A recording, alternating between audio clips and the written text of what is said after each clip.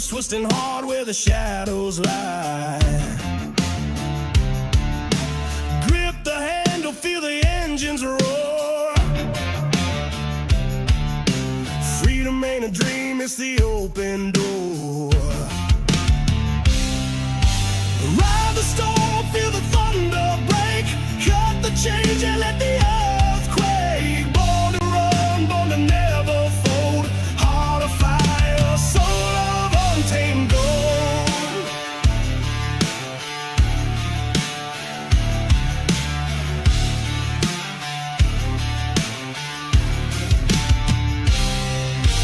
Night's a beast, it devours the weak. Steel and fire, the language I speak. Dust in my lungs, wind in my face. Speed's my temple, this road's my grace. Ride the storm, feel the thunder break. Cut the change and let the earth quake. Born to run, born to never fold. Heart of fire, soul of untamed gold.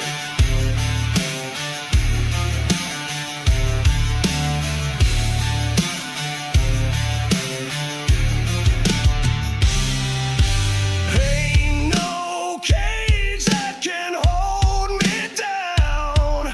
No leash, no chains, no goddamn crown. I'm a rebel, yeah, my spirit's raw. The world can't touch what the wild man saw.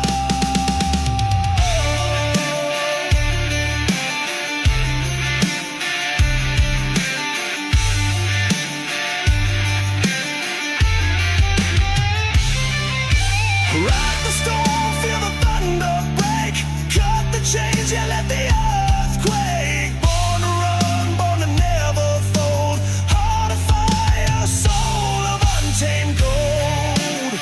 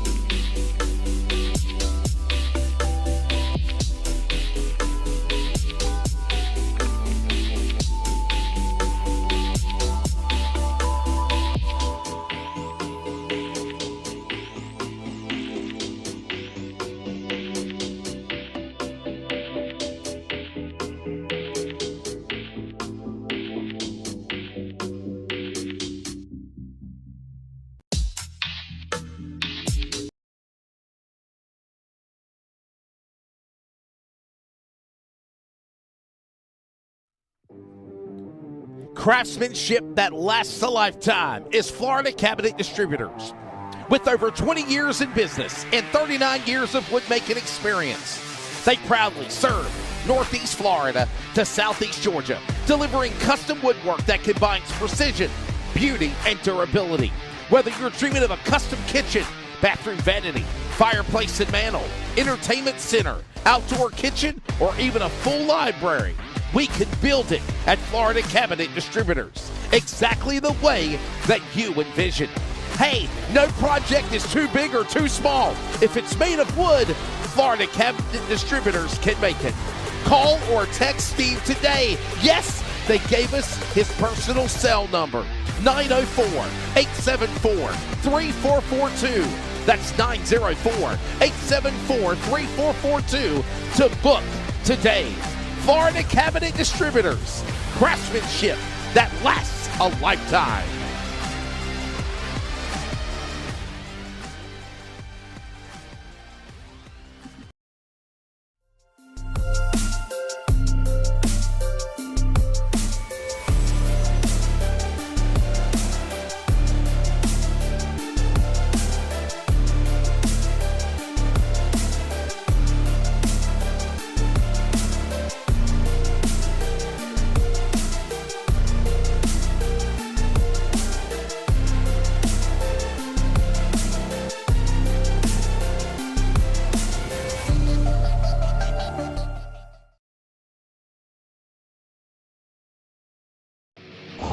you ready?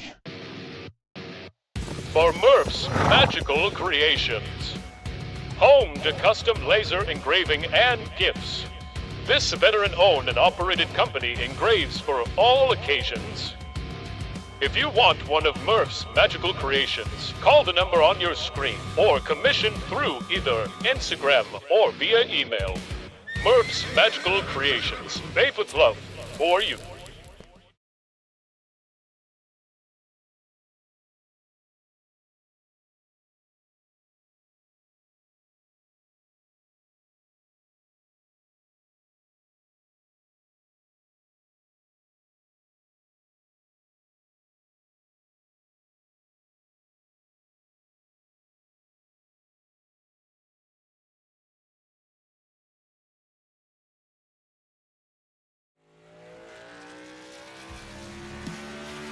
Everybody, welcome to coverage of the NASRA DSR Electric Truck Series, and it is All-Star Night, even though All-Star is not put in the writing.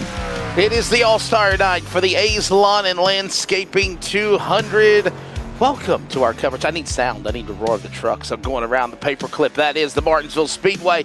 Welcome, everybody. Hope you're doing well. You're in the month of November. I am Wesley Outland. Mr. Redneck Announcer Jacob Reeves is alongside.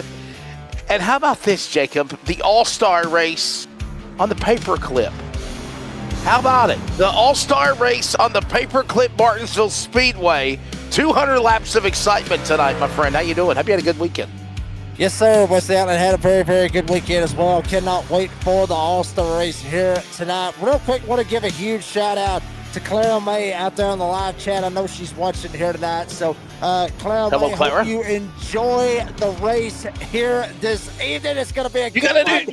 You got a new fan club, Jacob? You got a new fan club?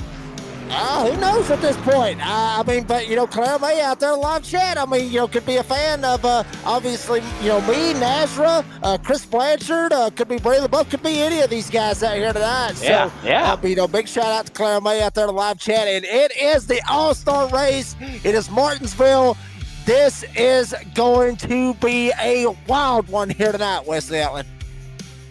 It should be a good one, yes. We're so glad you're joining us, obviously. And there is a look at the point standings leading into this race. And of years of late, when it first was the All-Star race, it was an odd points race. By the way, thanks again to Bigglestein Hopton. He's actually an hour ahead of production because of daylight savings time now in America. So I'm glad he got the memo. I'm glad he's here because it's good to see him as always, or to see the awesome images he provides. But yes, in years of late, Jacob, the All-Star race was always a non-points race. Now they've changed that the last couple of seasons, but what about a points race here tonight at Martinsville? It's going to be crazy. Yeah, this is going to be pretty crazy. I mean, obviously, points will get paid out. I would assume, Wesley Outland, if they're paying out the points, whoever wins it, if it's a new winner here tonight, they would lock themselves into the playoffs. So there's a whole lot going on, and obviously a different format of tonight than what we have had over the past couple of weeks. So it should be a very interesting night. And also that door banging, bumper banging beef, we could get it all here tonight. We'll see what happens, ladies and gentlemen. The field is gritty for 200 laps in the A's Lawn and Landscaping All-Star Race 200. Let's give you your starting lineup. The Bulldog, Adam Newton, the man there at the 19 on the pole. Matt Cherry on the outside in 45 for Chevrolet Performance. Row number 2, we'll find Lucas Lyons from Kentucky. How about them Wildcats beating Auburn the other night? The Auburn coach got fired. We're going to check in on Cofield on his thoughts of that in a bit. Andrew Harris on the outside. Taylor Peacock and Chad Ross will make up row number 3. I bet you Jacob's laughing right now in stitches. Brady LaBeouf and Robert Richards making up row number 4. Steve Barnett, Muzzy Mongold will make up row 5 in your top 10. Then you got Cole Larson and Tyler Goodwin. They start 12th in the row number 6 there, Jacob. I'm trying to not laugh over here. I told y'all. P13 with Luke Smith in P14, Kermit the Frog. You got Craig Schroeder starting P15 with Chris Blanchard P16. Obviously, Clara May out there in the live chat. Shout out to Daddy right there. Chris Blanchard starting at P16. Then you got Timmy Hammond in P17 with Joshua Sestacampa rolled up for P18 here tonight. Jason Morales, Triple J, Jeffrey Johnson Jr. making up row number 10 with Dane Hagan, Cody Knott, Brad Chew, and Ryan Delavu to top 24.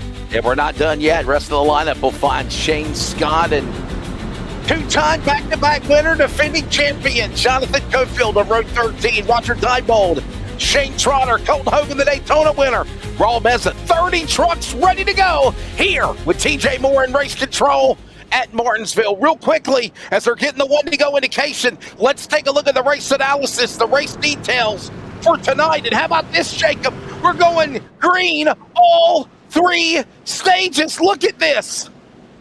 We hope. We hope. Exactly, we hope. Literally, we hope we go green for 200 laps. I mean, this is going to be different. This is what I was talking about, West Outlet. Completely different than what we have had in the past. Usually, we got a stage 1, then we got a stage 2 presented by the Class Mechanic. We're running all the way to stage 3.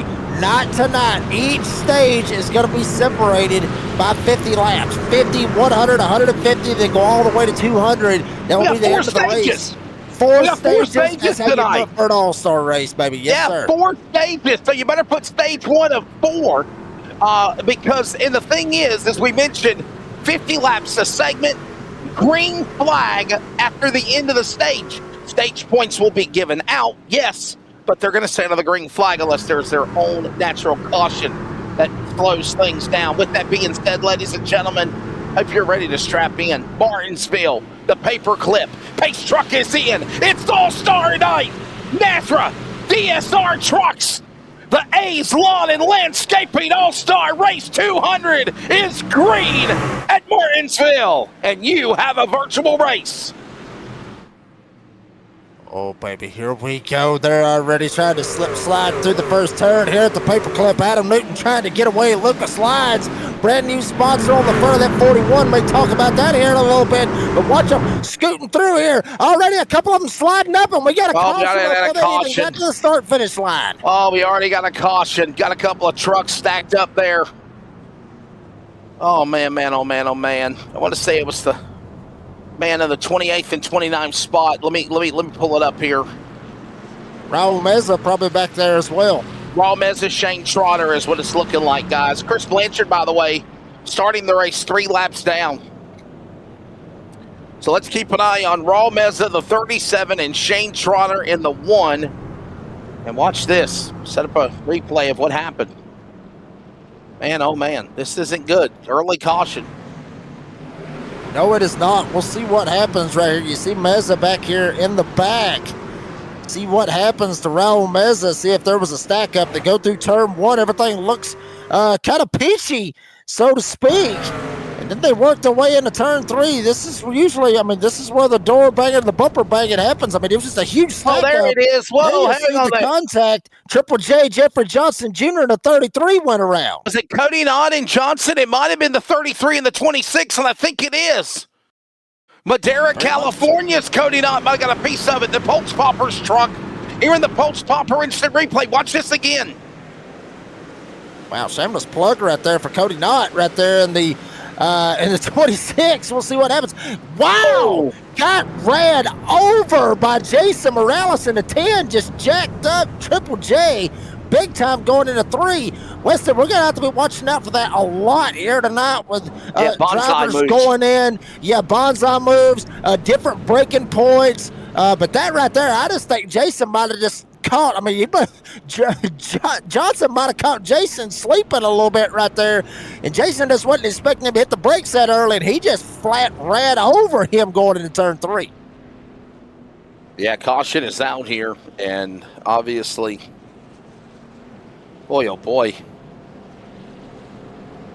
Didn't want to do this in the early going, but obviously this is might be the reason why they said we weren't going to have caution laps go out at the end of the stages. So, and Ann Lane in the chat, Clara May said hi, good luck, Daddy Chris Blanchard. Well, Blanchard's struggling right now. Chris Blanchard is already multiple laps down on the racetrack. He's already, well, actually, I think he did get back on the lead lap. But he's in the back. We're about ready to go back to green. Pace truck is in. 1 lap under green, 4 laps under caution. We're back underway here at Martinsville. United Rentals restart zone. They thunder in. And we're back to green, watching Newton get a great jump on the whole shot heading to 1. Yeah, and the Bulldog, Adam Newton, would love for this literally to be a caution-filled race. Wouldn't have to worry about nobody taking a challenge to the Bulldog in the 19. Adam Newton, one of the multiple winners here for the DSR Electric Truck Series. They are going to make 1 lap. Matt Cherry trying to run him down. Lyons, Harris, Peacock, the top 5. Watching them working their way around the corner. Here they come, back to the stripe. All this going on here at the All-Star race, and we got another caution out again. Colton Hogan in trouble, the Daytona winner in the number 5, turned to the wrong direction. In the words of Dave Moody, northbound in a southbound lane. Everybody coming at him at speed, and the caution out for the purple 5. Uh-oh, there's a replay. Might have got tagged from the back end. There was a little bit of a stack up. Meza gets into the back of Hogan, knocks him sideways. And remember, Wesley Outland, EOLs, the penalties, all that stuff. Remember, Brady LaBeouf, Cody Knott, and others put it out there in the announcements, from some of the stuff that has been happening here lately. They are still in those EOL areas. So if guys start causing a bunch of EOLs, they can get parked from the race. So you already got 2 right there kicked off. Jason Morales already got 1. Then you got Meza. He's already got 1. I would say that they got EOLs because, I mean, literally they flat run over the guy in front of them. I don't know if Dean can actually get a score ticker over there on the right side to keep up with how many people's got EOLs throughout the race, but we may have to get one ready right here for this one, Wes. Yeah, this should be pretty interesting. Caution out here in the early going. Multiple caution flags already in the start of the opening stage, and we're not even done yet with Adam Newton leading. More trucks onto the pit lane for service. Remember, everything broken down here tonight in the All-Star race into 4 50-lap stages. 4 50-lap stages. And at the end of the stage of 1, 2, and 3, if they can, they will stay green.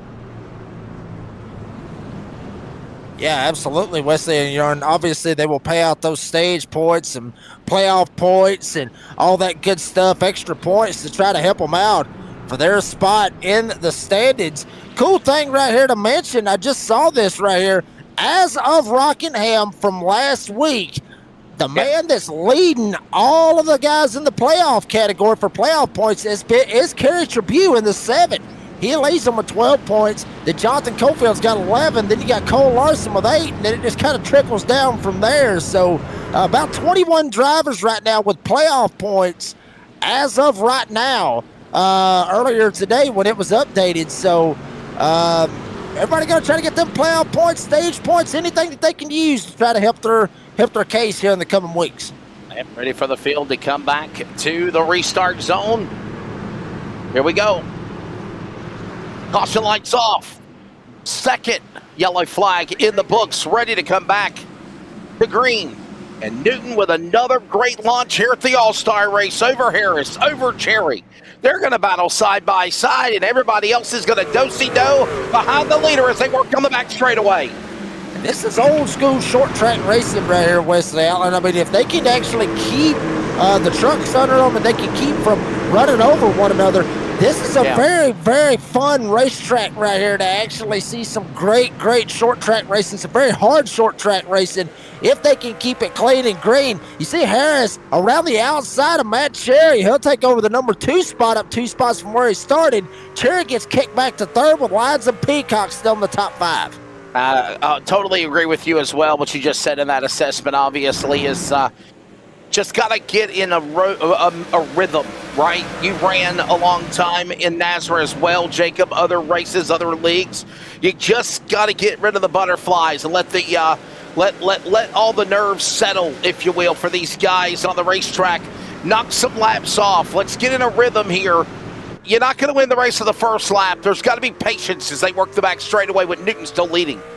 Yeah, there's got to be patience in your head and patience in your brake pedal foot as well. Kermit the Frog, Luke Smith, Bonsai, dive bombing it, going in there, going after Cole Larson, trying to move up in the running order. It Luke Smith trying to make something happen down here on the inside, trying to go after the young Larson. Now side by side, door to door. There you see the young Larson, Cole Larson, that is. Not Kyle Larson, not the two-time NASCAR Cup Series champion, but Cole Larson. And Kermit the Frog, Luke Smith trying to take him to school here at Martinsville.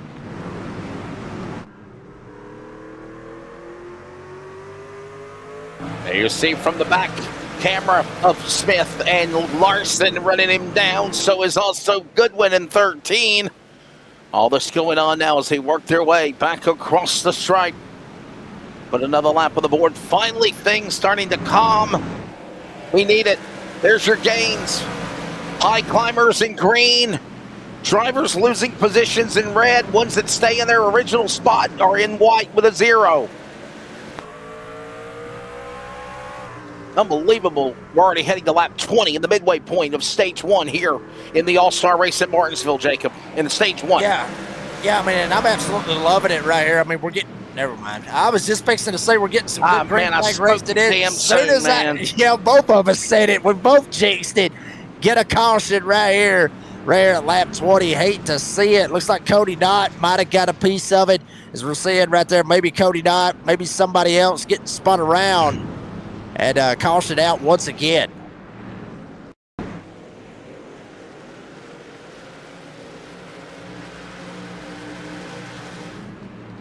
Replay coming. Watch Cody Knott. Man. Did they try to go 3 wide? I think they did. Oh, wow, right there up the hill. Yep, that was there Roger it is. Diamond, 14. Yep. Wow.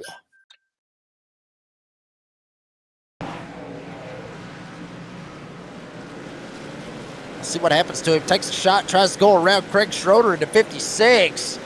Following the Holiday Brian Chew. Let's see what happens to Diebold.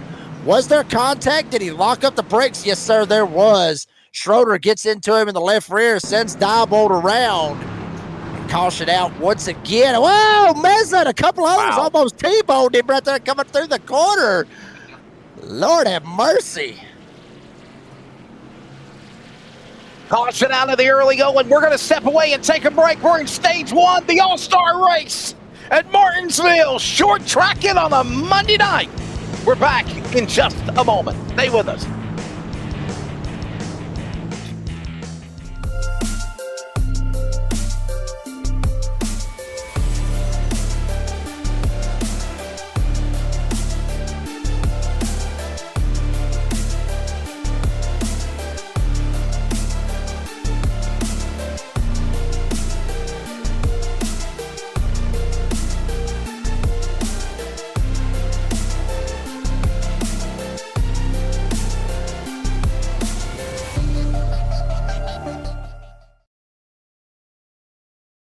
Damn, that was a long, fast commercial. Replays of tonight's broadcast are brought to you by Post Popper. Welcome back to our coverage from Martinsville. Jacob Reeves, I'm Wesley Outland. Dean Hopton in the house. We're about ready to go back to restart here. Nathan's not here. No, he's back at work. So 23 of 200 laps. And we're ready to bring the field back to the United Rentals restart zone. There's your race recap so far as we head to the midway point. Stage 1 of 4 here in Martinsville. Back to green. And Newton quickly around Harris. Cherry and company going after him. And we are back underway to the backstretch with him in the lead.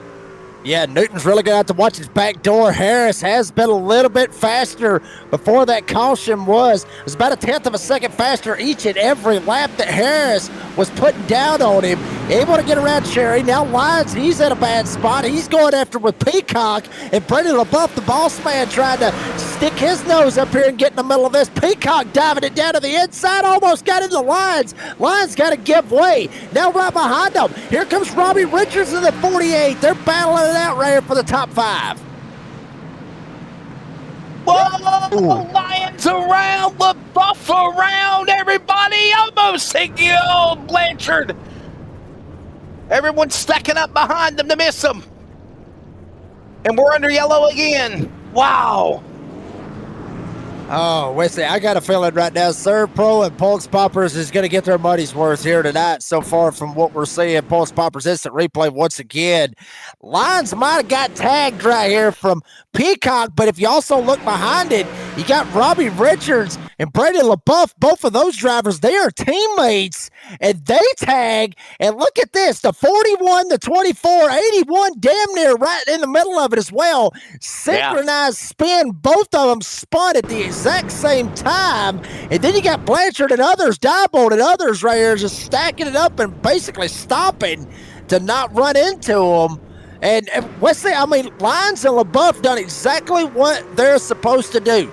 You get spun like that, you hold the brake and you stop. It gives everybody the opportunity to go, okay, they are stopped. We know where you're going to be. We can easily get around you rather than just let off the brake and just let the truck roll, and then you can drive right into them. And they done what they were supposed to do. It's just so narrow here at Martinsville that it is hard to get around somebody, especially when you're sitting like that right there in the corner and guys going in too wide. You're right.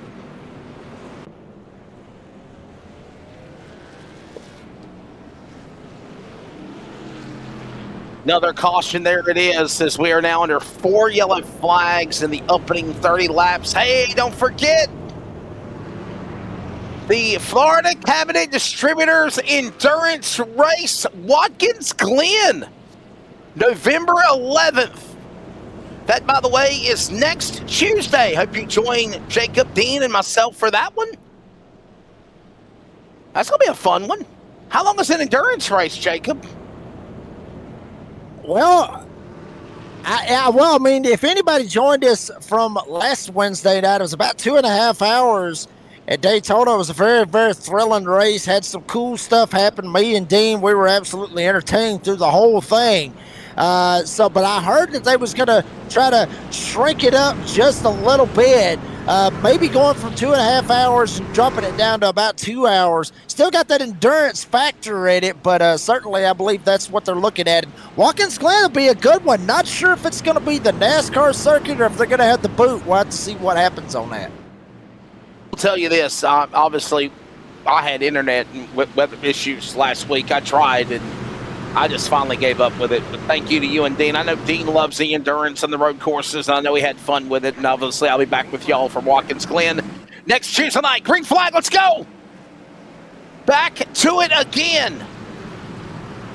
With about 20 laps remaining in stage 1 here at Martinsville, Newton has been the Pied Piper so far in stage number 1 of the 19 here, working off forward, Jacob. Yeah, I mean, one of them actually, I'm not sure exactly who it was. Might have been Jonathan Cofield. Just dove it straight down to the bottom of the racetrack.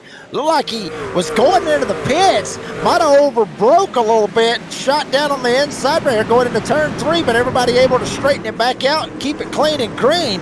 Look at this. Hard contact back here in the back. Robbie Rich, Steve Barnett, mind you, in the Hillbilly, getting tagged in the back end, but didn't go around, no caution. Here comes Timmy Hammond down to the bottom. He's going to get into Kaufman, but they straighten it out, and Hammond goes around for his efforts. Uh-oh. Big trouble there, Indianapolis, Indiana. Timothy Hammond spinning to the 969. Get out the safety truck. Boy, caution out again here. Man. Replay coming up. Jacob, what happened? Well, I mean, you know, you see it right here. They was looking 4 wide. They thought different. Suss said, screw this, backs out. He'll go 3 wide. Hammond saw a spot, gassed up, gets up into Kaufman. He checks up. Cofield not able to check up in time, tags him in the back end, ends up sending him around. Typical Martinsville deal right there. Hammond gasses up, gets into Kaufman, tries to back away. Cofield just didn't have time to get out of the gas, ends up running into the back of him. I mean, this is basically, you talked about Dave Moody a minute ago. I mean, this is something that Dave Moody would basically say. It is literally rush hour at 120 miles an hour. I mean, that's basically what this is right now. I mean, everybody trying to find a way, slide through there. This looks like I-75 in Atlanta at 120 miles an hour. That's the way that I look at it. Trying to find a hole, trying to jump past this guy in front of you, trying to do this, trying to do that.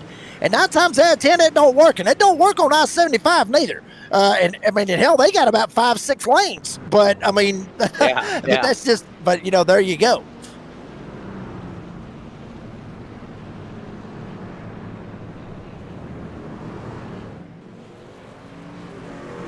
Well, the caution out again here, so.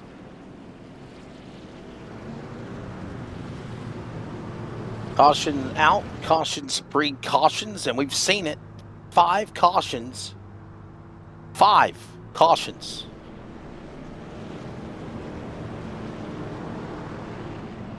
Almeza on board. There he is, and he got his laundry done over the weekend again. Oh, he's got a new hat. He's got a new hat. Usually we see him wearing a black hat. Rocking the Dodgers, brother. He's rocking the Dodgers. My God. Well, I can't say nothing. I mean, hell, I mean, if it was Atlanta Braves, heck, I would have had Atlanta Braves hat on. But we ain't making it to a World Series for the next 20 years. You're It ain't happening. It ain't happening. We're terrible. We're screwed trying to go for a World Series. I'm just going to call that out right now. Sorry, guys. He's got me choking over here. Posse! Got cop lights around this camera. Back underway. By the way, speaking of police, did y'all see the video I sent y'all where somebody reenacted what happened to me on Memorial Day?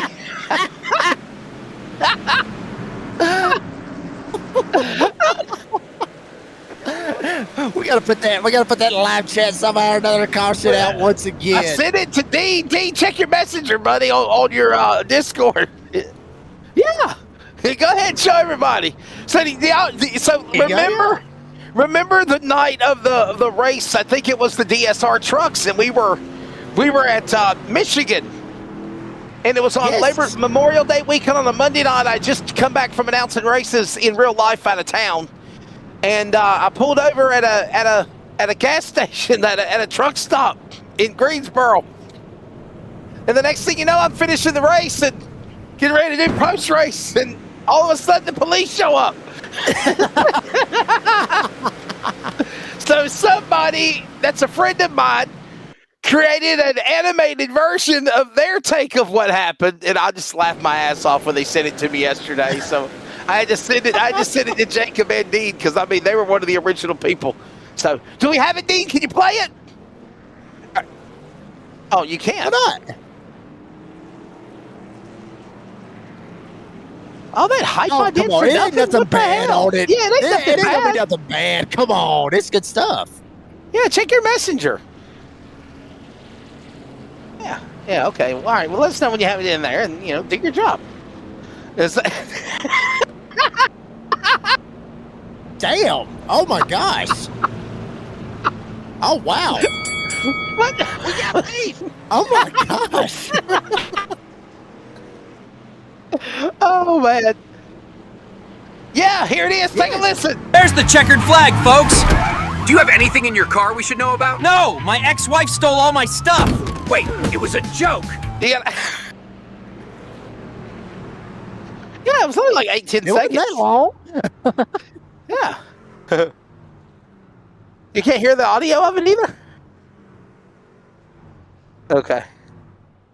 There's the checkered flag, folks! Do you have anything in your car we should know about? No, my ex-wife stole all my stuff! Wait, it was a joke.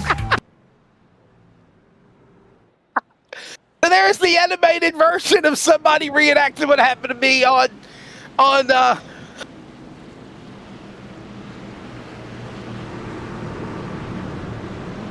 love it. Good stuff, man. You have anything in the car we need to know about? No, my ex-wife stole all my stuff. Let's go back to green here at Martinsville, ladies and gentlemen. Back on our way. 8 to go in stage 1. Remember, there will be no caution. We go right in the Glass Mechanic stage number 2 here at the All-Star Race. And of all of this right here, West Allen, Adam Newton is just loving every bit of this. He keeps getting these cautions, keeps getting the cautions, keeps getting the cautions. He's up here leading. He's getting the points. Possibly, if something happens, he could somehow or another sneak away with this one and get the stage 1 win. Adam Newton cares. I mean, he doesn't care less exactly what happens behind him. There could be wrecks. They could be door banging. They could be all kinds of beef back here. He's just doing his thing up front. As, wow, Cole Larson, big racing right there between Chad Ross and he. And now Ross down to the inside. He'll go after, I believe, Tyler Goodwin in the 13. Larson may try to get back at him and try to go after Ross going into 3. Yeah, that's a big battle going on. How about, by the way, the GM Goodwrench, number 38 of Ross? I don't want to jinx him, but what a good job he's got going for him. Tyler Goodwin as well. Guys that are normally struggling in the back, having a good solid run here in the top 10. As we close in on 5 to go in stage 1 here at Martinsville. Remember, if we don't get a caution, we go right into stage 2 green for another 50 laps. And Wesley, you brought it up just a second ago. Some of these guys that didn't get the runs like we usually see them up at the front. This track, honestly, I look at this track much like I do a super speedway or a road course. It's kind of like a wild card. You usually will see drivers like this that have not had such good runs throughout the season could come up here and be able to pull a top 5 or even a podium finish or possibly even a win out of their tailpipes and get something here tonight at a track like Martinsville. So I would not count out anybody here. I mean, it is literally like a roulette wheel. Pick your number, roll the ball, put your money on it, and send it.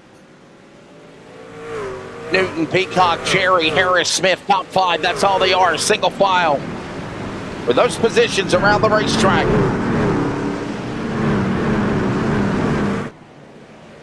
Final laps remaining here. 1 to go in stage number 1. About to be completed with 50 laps done.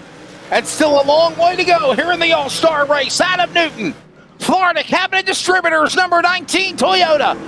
From outside Graham, North Carolina, comes to the line. He will win stage 1. We go right in to Glass Mechanics stage 2.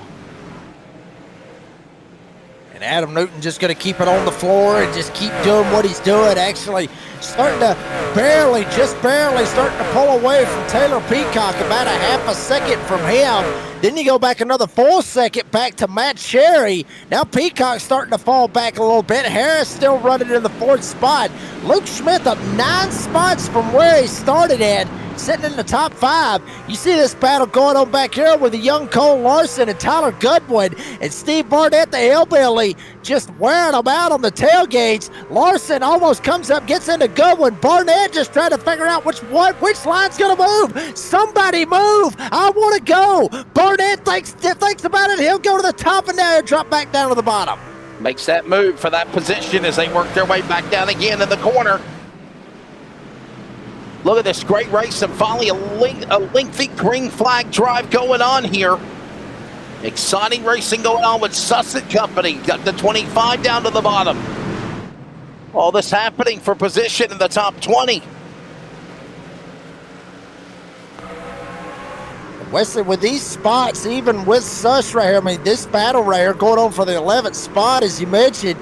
I mean, these guys, whoa, just still door banging, more door banging. Kaufman getting into Suss. You saw right there on the real cam with Suss. I mean, just how hard Kaufman and him are door banging, almost knocking the wheel clean out of his hands. So Suss has got to fight as hard as he can. Kaufman still trying to set in. Still more door banging. Kaufman set him up the hill. Kaufman will slide by. He will go to the 11th spot. But if Joshua Suss can get back to him, there may be payback, but not able to do it. Here comes the Holodaddy on the inside. Yeah, make that move right there. Watch it one more time as caution is out. On a pullover. Lions around in the 41. Nope, correction, the 11 around. That's Ryan Dillavo. Is that a dog on the truck? A dog? Is that the Taco Bell dog? No, it's a stoned dog though. He looks stoned. Either he's stoned or he just woke up from a nap. He woke up from coming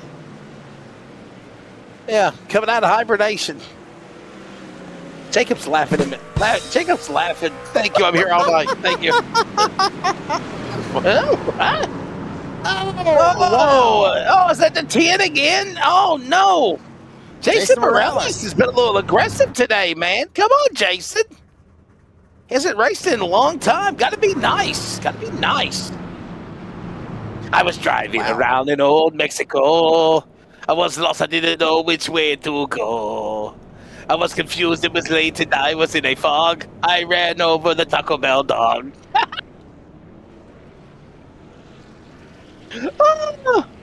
Somebody said that's our puppy Lily. Okay, I'm sorry. I made a joke out of it. My apologies, Jess. Jess says that's Ryan and Jess's dog, Lily. It looks like he just woke up. I didn't sorry, dog, Dean. Quit bringing up memories. Quit. It's in the past. Leave me alone.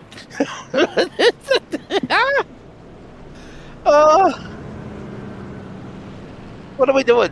I don't think we want to jinx him right now. If he crashes, it's our fault. You know that, right? Had nothing to do with it. Contractually obligated. Yeah, I don't know if I want to bring him in right now. Maybe the next caution, Dean. I mean, it's too early right now. Well, actually, he did win the stage, so that's a loophole. He did win the stage. Okay. But the pace license is out, though. The pace license is out. We're getting ready to go. Never mind. Hey, real quickly, Adam, stage 1 winner. You got 10 seconds. How you feel? How's the truck? Truck's great. We're pretty good tonight. Gonna win this thing, huh? I'm going to try my best. There you go. Stay up in the front. Ladies and gentlemen, that's the fastest stage interview ever. Blue Line Racing. Adam Newton. Jacob, we're back to green. Oh, my God. It's a pleasure. It is absolutely a pleasure getting ready to get back at it here at stage number 2 presented by the Class Mechanic. Adam Newton, Peacock up there on the front row, green flag back in the air. I mean, he's getting it done. He really is. What a great drive right now for Adam Newton as we go back to racing. Oh, boy, Harris and Peacock right in tow. Smith and Larson right there as well. Ross there on the bottom. All this going on now as they thunder off 4. Yeah, I mean, everybody sends it going into turn 1. You got Ross.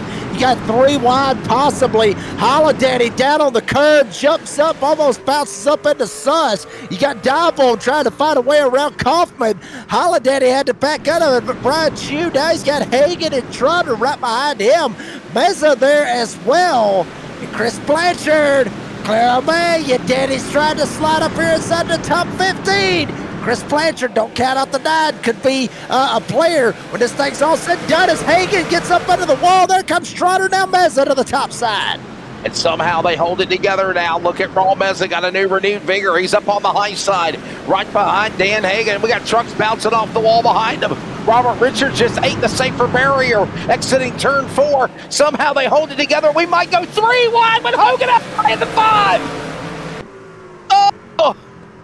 Oh, baby, they are absolutely sending it. Hagan up on the top side. And obviously, Meza down on the bottom side where most of them is. Caution is out. Lucas Lyons goes around. Lyons from Kentucky in a parking lot again with, oh boy, Cody Knott. And boy, Johnson and Dillavo making contact with one another down on the bottom, heading to 1 under caution of the cool-down lap.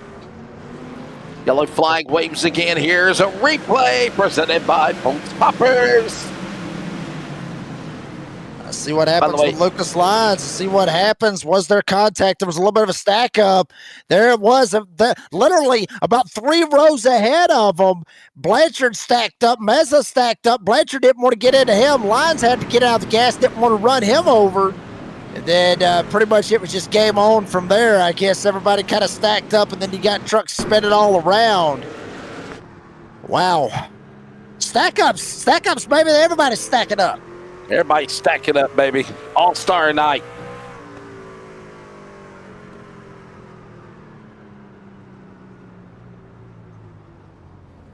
Big thanks to DSR Electric, as always, for sponsoring the series.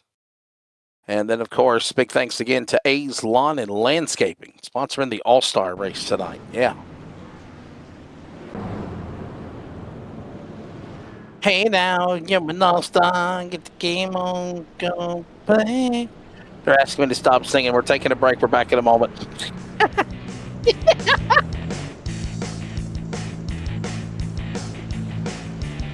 Are you ready? For Murph's Magical Creations. Home to custom laser engraving and gifts. This veteran-owned and operated company engraves for all occasions. If you want one of Murph's Magical Creations, call the number on your screen or commission through either Instagram or via email. Murph's Magical Creations, made with love for you.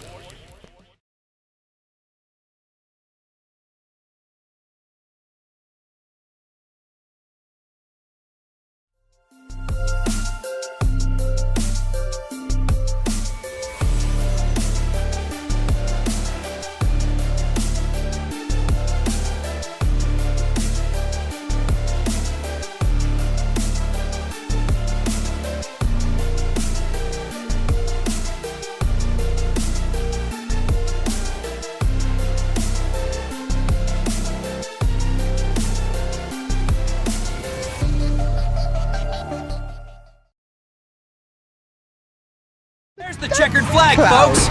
Do you have anything in your car we should know about? No, Hey. my ex-wife stole all my stuff. Wait, That's it the was a cartoon joke. version of me.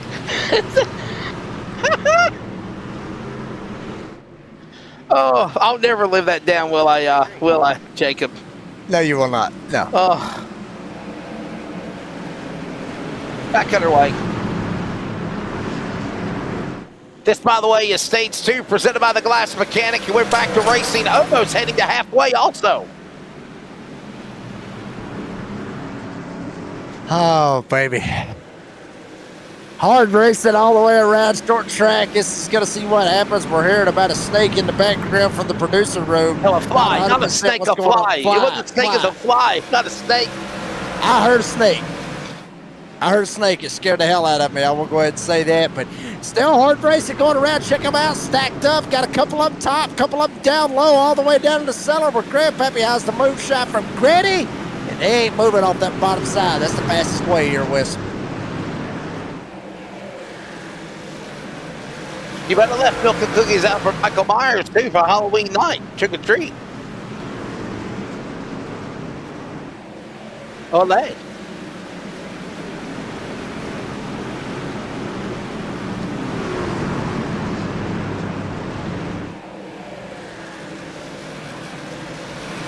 Be better protected from mayhem like me. Look at Diebold and Sus battling.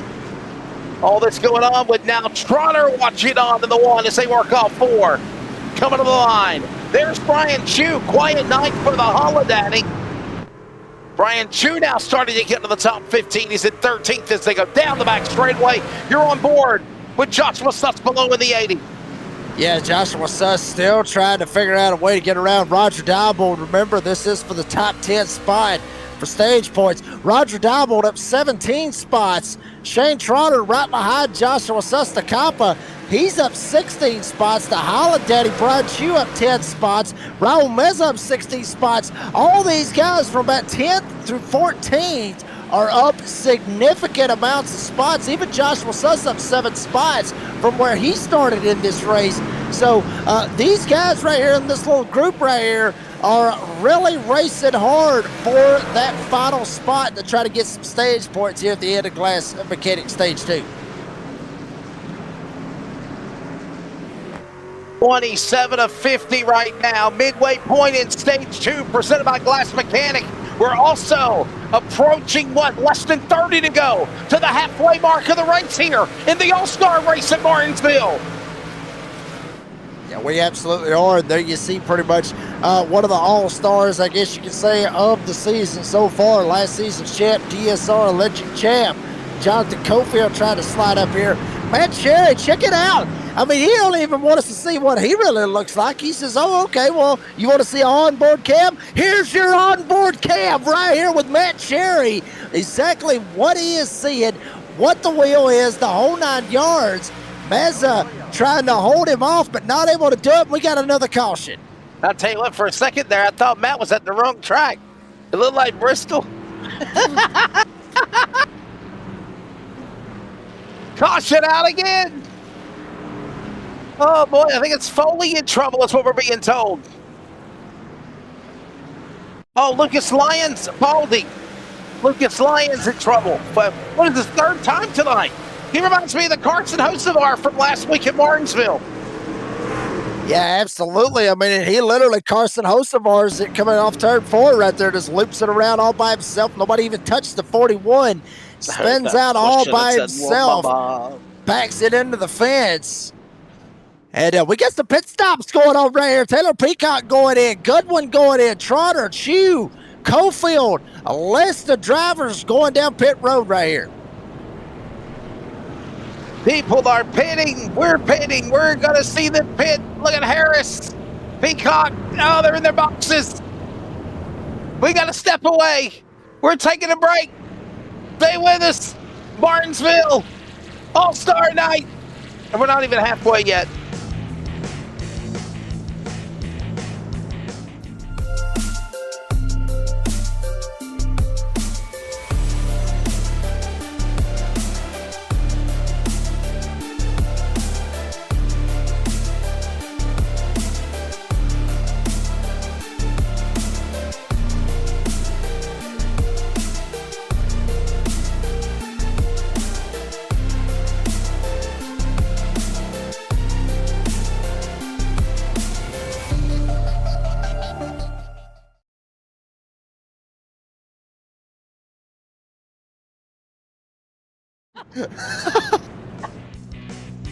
Instant replays of tonight's broadcast are brought to you by Pulse Poppers and Lily the dog.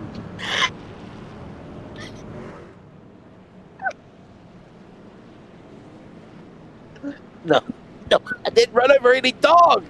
It's a song. It's called I Ran Over the Taco Bell Dog. I encourage anybody to look it up on YouTube, okay? Look it up on YouTube. It's no, not right now. Don't adjust your broadcast dial. Look it up on YouTube. Look it up on YouTube. I ran over the Taco Bell dog. I am a dog lover. There's a song about it. I'm just telling you. Hell, I run over Chance Wayne, okay? He gets in my way. Oh. Let's go back to racing, everybody. We're not done yet. Under 20 to go in stage 2. Black Mechanic and back to green in the All-Star race for NASRA. At least for the truck. Will they be able to make it straight right here and actually get all the way to the end of the stage? Odds are, no offense, I say no. But we'll see what happens, and odds are may end up working out for me right there. Caution out once again. I really like that camera angle until they crash. Somebody took out Digger. And it's Jason Morales again and Cody Knott again. And this time Matt Cherry got the short end of the stick. Oh boy, oh boy. I think people, if you're wondering why we made a decision to make 4 stages running 50 laps apiece and not have cautions at the end of the stages, it is because of this. Because Jacob, pretty much Martinsville is its own caution fiesta. It makes its own cautions. Yeah, you're absolutely right. I mean, and a lot of this, I believe, is just like you were talking about a second ago. It's impatient. It's impatience driving is what it is. You got Cherry, he gets in here. Suss, I believe that was Suss right there, gets into the back of him, just knocks him sideways. I mean, just impatience, not only just for that right there, but just all the way around. With just some of the moves that's being made, some of the driving that's being made, it's just impatient driving, and they got to get it kind of straightened out. I mean, it's like I said a while ago, Wesley Outland, if they would keep it straight, keep it clean, and keep it green, and just race and just let the laps tick down, you would see a fantastic race here at Martinsville. I've been a part of some wild races here at Martinsville, and very good races. Here's the problem. They were Class D official races on iRacing, and in Class D official iRaces, they don't have cautions. And I mean, that's just how it is. But you know, with the cautions and everything else, like you said, I mean, the cautions just make themselves. But if everybody can kind of tone it down a little bit, let's get some laps in. Quit running into one another. I know it's a short track. People's going to run into one another. I mean, this is how it is. But at the same time, calm down a little bit. Let's put some laps on the board. Let's give the fans something at home to watch. Some good green flag racing at one of the best short tracks in America. Other than that, it's going to be a straight up caution fest, and I'm going to lose my top. I'm sorry, Wesley. We got beef. We got to calm it down. Jess Dillavo says that's hilarious. Jess thank you, Jess. That's hilarious. Lily has got a burrito shaped body, so also very fitting. Green flag. Like a chalupa. Taco Bell dog. Ole, back to green. Well, to go and stage two. Oh, Lord help us. Lord help us. I know that Cody and Brady let us have free reign, right? Sometimes, you know, we really test their patience, I think. Whoa! And Scott to make the wall in 21. And another caution is out. Again, and it's Johnson, and then it's Goodwin and others around. Caution out. I hope everybody knows it's just all in good fun. It really is. Dan Hagen spun in 39 too, Jacob. There we go. Yeah, I mean, and I agree with what you said just a second ago. I mean, all of this is all in good fun. I mean, it's entertainment, you know, for the fans at home. You know, either you're getting entertainment on the track or you're getting it up in the NASRA 360 Racing Network booth, so you're getting it all the way around. But let's see what happens. Obviously, kind of was back up around the Jeffrey Johnson area, but oh, wow, hard impact. I believe that's Tyler Goodwin in the 13. He gets sent around, hard impact, just got absolutely ran over by Dane Hagen, sends him around literally at a 45-degree angle, then spins it all the way around, and then, ironically enough, Hagen, who sent Goodwin around, he ends up getting parked right there behind him. So Hagen gets into him and then ends up screwing himself because now he's got to stop because Goodwin's there. So that instance right there, I don't believe I would put EOL. I think that would just be a racing incident because, be honest with you, Hagen got what he deserved. Now he's back there at the back. At least that's my take. Race recap heading to halfway here tonight in the A's Lawn and Landscaping All-Star Race 200. Adam Newton has led this race from the green. Oh, and by the way, he ain't even pitted yet. Neither has Smith or Ross or Larson or Kaufman or Barnett. The top six have not pitted. Also, Diebold and Meza have not pitted in 8th and 10th. When do you pit, Jacob? When do you come down to the pit lane? To be honest with you, at the last moment. You know, I mean, that sounds crazy. Honestly, if you can make it all 200 laps on a tank of fuel, send it. Don't even pit at this point because of what you're seeing in the back. You don't want to put yourself in that situation where all this is going on back here in the back. You want to be up here at the front where Newton, Smith, Larson, where all these guys is that have not made a pit stop yet. This is not going to be about fuel. This is not going to be about tires. This is going to be about track position and survival. I mean, it's been like that from the start of the race. And that's why you see the top six who have not pitted, now top seven, Roger Diebold up here in this mix, and even Raul Meza. They ain't pitted. They're up here at the front. That is exactly why. Do not pit. Do not get back there on the back of it. If they've got to pit, they got to pit. But if you don't have to, stay your tail on the racetrack. Green. Back underway. Adam Newton on the gas and gone. Luke Smith now powers to second, around for that spot. Larson and Ross battle for third, and behind them, here we go again, side by side. Cole Larson down there. Oh, no, Barnett's going to end up getting tagged. No caution's out. Barnett got sideways, did not go around. might have got thrown prematurely right there, honestly, Wesley Outland, but Hillbilly did not go around Steve Barnett, but caution is out once again.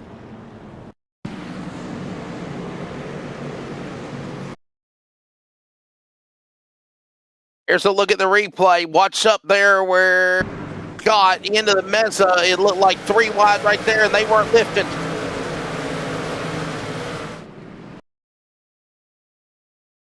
Unbelievable. Kaufman got into him right there, sends him around, knocks him sideways. But he was still able to straighten it out. It's good driving by the Hillbilly to keep the 42 straight. But he's certainly going to lose some spots out of that whole deal, getting kicked back to the 9th spot. So that's exactly where he started at. But, you know, Wesley, granted, where he started at, he's not in the negative, but he's not in the positive. And with a race like this here at Martinsville, might not be a bad spot to finish exactly where you started at. Adam Newton started from the pole and he's led every single lap. But if you don't gain here tonight, but you don't lose, and you started up at the front of the field, well, look at it after tonight. I believe that'd be a solid night. Yeah, you're exactly right.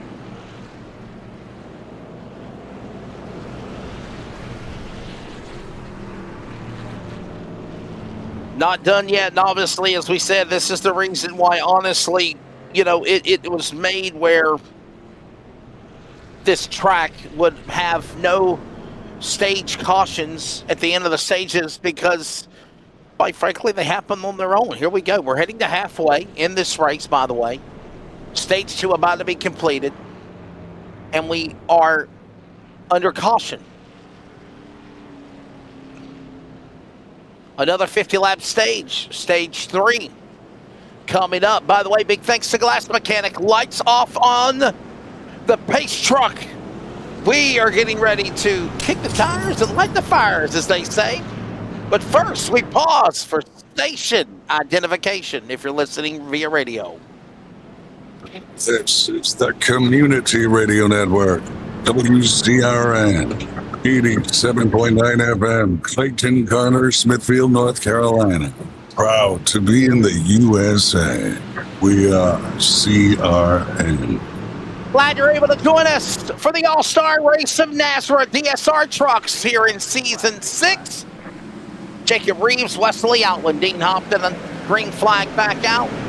They're going to get 1 lap to go in stage number 2, Jacob. And then we go full speed into 3rd stage and halfway here at Martinsville. Yeah, and it looks like the Bulldog Adam Newton's going to take away stage number 2, trying to go for the clean sweep. And yeah, he's going to be able to pull it off as caution is out once again here tonight at Martinsville.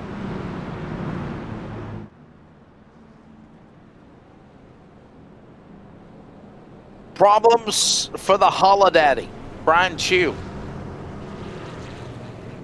Our producer has gone on strike. He says I'm not showing commercials anymore. Accidents anymore. They want to see it. Here's a replay. Ask and you shall receive. You show that crack. You show that crash. Let's see what happened with the Holodaddy. Looks like Hillbilly was in there. That is a different deal right there, West Allen. Usually we see stack-ups. We see somebody tagging somebody in the tailgate and send them around. He's got contact, and he's got the whole back end. He's dented in, but I don't believe anybody touched him right here. I mean, you know, Steve Barnett down to the inside. We'll see what happens. Now, I think he just slammed on the brakes, locked the back end up, and the 51 just goes around right there. Maybe brake bias a little bit too low because these trucks, I mean, these drivers, they have the, with these fixed setups that they've got, they have the opportunity to mess with their steering ratio. They can mess with their steering offset.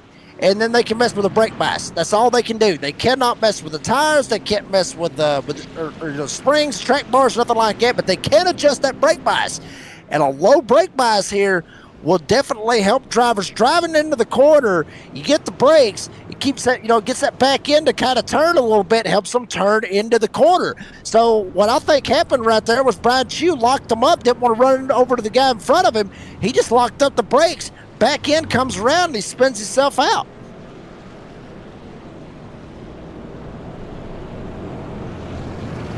Another yellow flag here as we're halfway home. And Adam Newton has won yet another stage.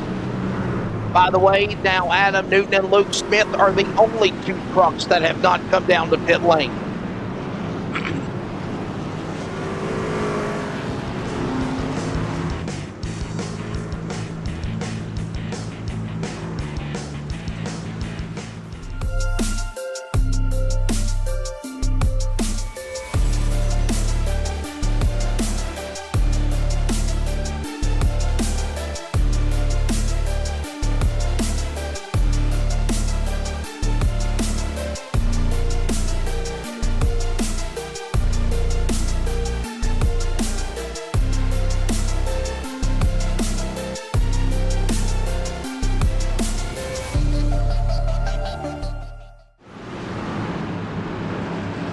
Here in Martinsville, green flag flies, and we've got Adam Newton leading the race. When will he come down to the pit lane, Jacob, is the big question. It's like I said, I mean, stay out there as long as you can. You don't want to be back there in that mess. Him and Luke Smith, the only two drivers that have not went down pit road the whole time. Contact. Luke Smith, Andrew Harris, they make contact coming out of turn 2. Harris tried to sit in there. Harris tried to go after him. He couldn't do it. He had him screwed himself sideways. Harris lost him, and now Harris is trying to fight back. You see him right there, got the goggles no on. Caution. Rusty, if you will. No caution on the Speedway, though. How did that slam in the wall not trigger a caution? All these other things that caution flag flies, he hits the wall and really wallops the safer barrier. Now we got... Yeah, there you go. There's a good way to draw a caution. I stand corrected.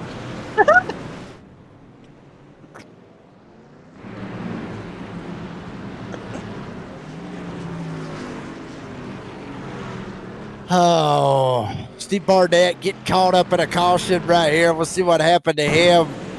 Pulse Poppers instant replay. Well, it's like you said, screw it. Pulse Poppers is the title sponsorship of the instant replay. I'm sure they're going to get a lot of love out of that here tonight. You saw Harris right there trying to go after, I believe it was Luke Smith, Kermit the Frog. Ryan Delaveau just straight up loses it going into the corner, gets into Barnett, sends him up the hill. Both of them trying to straighten it out, and everybody trying to drive by him. But, for a second, I thought maybe Harris had a little bit to do with that, trying to get back to him, and then he was out of the gas, trying to gas back up and get back up there. But Harris had absolutely nothing to do with this. Harris was already, maybe he was sliding back here. No. They were already past Harris. I think Delaveau just saw a hole, tried to stick it in there, gets loose, slides right up into Barnett, sends him straight up the hill and into the wall. Another yellow flag. Here it is. Look at that. There it is. Hey, wake up, Lily. Wake up, Lily. I mean, the reason why I said either the Taco Bell dog or stoned is because the dog's eyes looked like they were very tired. He's very tired. He's a very tired dog. Who's a good boy? Who's a girl? Her name is Lily. He's a good girl. Her name is Lily. Who's a good girl? Who's a good girl? Yes. Jess also said that's hilarious. She's got a burrito-shaped body, so also very fitting. I'm glad that Jess and Ryan don't take offense to what I said, Jacob. That's a good thing, right? We can laugh about it now. It's, everybody's okay with it. I don't know about Ryan, though. I don't know about Ryan. We haven't heard from Ryan. We've heard from Jess, but we haven't heard from Ryan. So listen, she happy wife, happy life. Okay, if she's happy, he's happy. That's a good point. Yeah, absolutely. Mary, so you're married, I'm not. Oh yeah, I know exactly what you're talking about on that. Yes, sir. Ryan says he's definitely going for the stone look. Please remember to be 21 or older. Oh, that's drinking.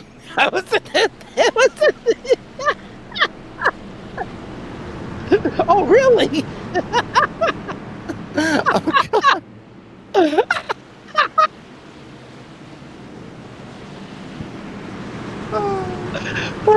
Let's get back to green. Oh. And Newton front row as we go back to green. Oh my goodness, bootleggers for everybody.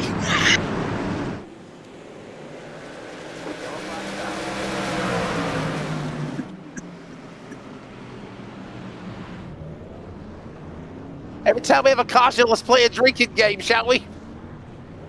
I got to work in the morning. I can't do it. I can't do it. I can't do it. Oh my goodness, that's the fifth. Is that 15th caution? Are you serious? Man, they only had 10 cautions and 500 laps in the Cup race in real life 2 weeks ago.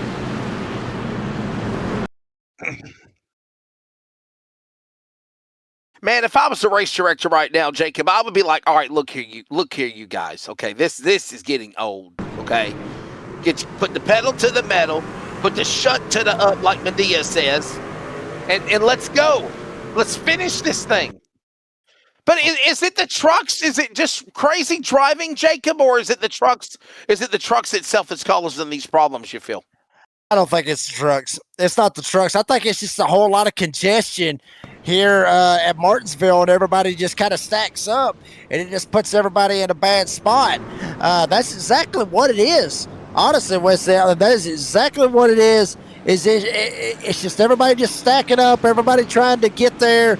And, you know, we've seen it time and time again, you know, at other tracks. I mean, you know, when we were riding on board with other drivers, especially like at Daytona, Talladega, I know those are super speedways, this is a short track, but at the same time, when you're sitting there riding in the cockpit, you cannot see what is in front of the other truck that is in front of you. You know, I mean, they're not glass makers. You can't see through the truck that's in front of you. So it's always the stack up, and then it always pushes back so far, and guys can't see what's going on in front of them, and it just stacks them up. Now, sure, is that racing incidents? Yeah. But some of what we've saw tonight is just straight up chaos and guys just being impatient. You know, I'll go ahead and throw that out there as well. I think it's a little bit of both, but certainly I don't think it's the trucks.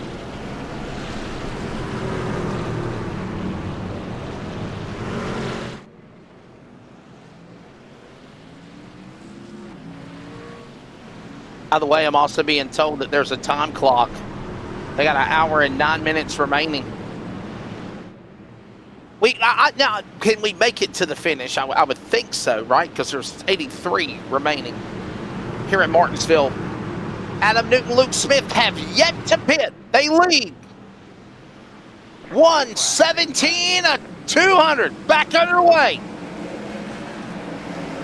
Once again, the Bulldog Adam Newton with another launch on the outside. Every single time that I believe we have watched him take a restart, it's been from the top, gets the jump, it jumps right down across the nose of the 27. It doesn't matter. We got another caution back on the back. Jason Morales in the 10.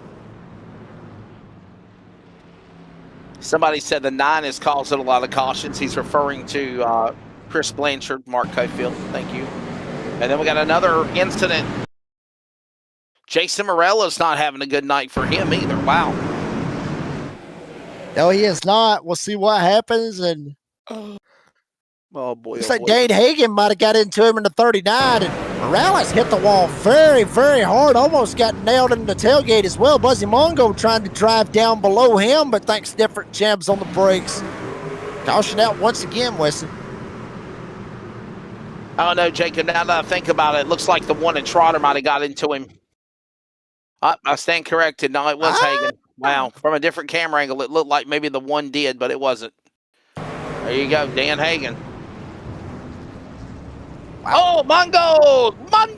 Big on the gas there, the brakes to miss it. There you go. Good job. Who's a good boy? Who's a good boy? Who's a good boy? There you go. Who's a good boy? Who's a good boy? He was a good boy right there. He could have straight up ran into it, but was able to jam on the brakes. So good on Buzzy.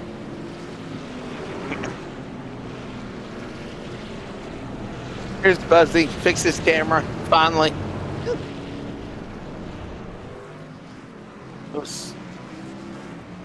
Buzzy looks like he's very focused right now. So.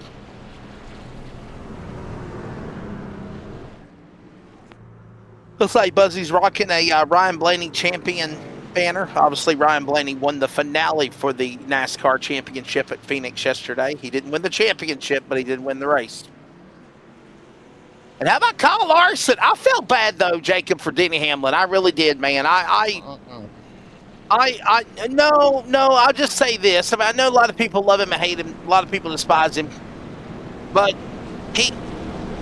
Kyle Larson won it. Two-time NASCAR Cup champion. Won it in 2021, won it this year. Late caution changed everything there. But what I will say is Denny Hamlin was driving with a lot of emotion yesterday, Jacob. And I would have liked to have seen him win it for his dad. Because I don't think his dad's going to be around much longer. I really don't. But there's always next year.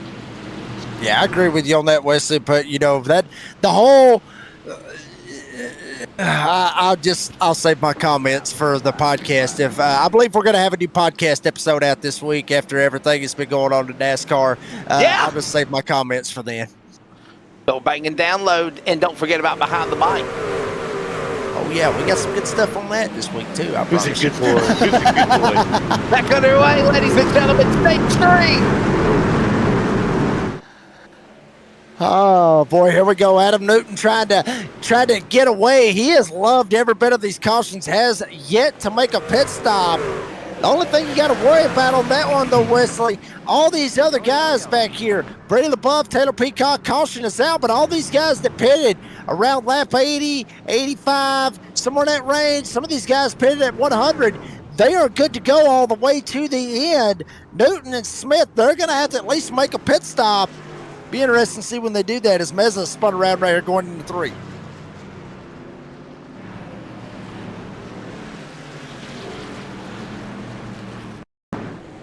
Well, I know you want to save him for the door bang and download, but do you feel like I do that the playoff thing is flawed? They've got to fix it. It's time to fix it. It's gotten old. We don't need to go down this road anymore, or what? And what gets me is how come we can make NASRA's playoff run for the championship be so exciting as you see the big wreck on the back straightaway that Jacob referred to, and the real NASCAR championship 4 is like just smoke and mirrors, if you will. Well, okay, I'll tell you what. I'll put this as clean as I can. I'm going to put it as clean as I can. I'm not going to try to go door bang and download on anything right here. But in the cleanest way that I can put it, the NASCAR playoff system, it sucks right now. It is absolutely terrible, in my opinion. I think, you look at the whole deal, and I'm not talking about just from Sunday. I'm talking about the whole weekend. If Corey Heim wouldn't have won that Truck Series championship, the Friday Night Series, or the Craftsman Truck Series, it would have got absolutely lit up. This is all my opinion, though, folks. No, you're right. No, you're right. Was absolutely terrible. Now, nothing against Jesse Love. I love Jesse Love. But you got Connor Zeelich, who won 10 races, and you're right. Connor got hosed out of the whole deal. Now, I will put it to you this way. Everybody may sit there and say, everybody went through the trifecta of what they were talking about. Kyle Larson, he won the playoff format, and then he would have won it from the old school points. He would have won that one as well. And I think he said something about the chase format. He would have won it that way. Okay, that is fine. I get that. Kyle Larson, he's a deserving champion. Okay, good for him. That's all fantastic. Here's the problem we're having. The whole damn thing come down to a 2-lap shootout. Right. Your season shouldn't be that way. And I can't for the life of me remember who it was that said it on Twitter. It was a driver that has raced in the NASCAR Cup Series before. But they said what they need to do is every single race for 33, 34 races, just go out there and just run a 2-lap dash and just see what happens. Because if it's going to come down to that right there for a season champion, and a 2-lap dash, may as well do it every damn week. No, I agree. And I will tell you this, that I will say this. I think Denny Hamlin drove the race of his life and got shafted yesterday. He got screwed. He was on a mission. Whether you like him or not,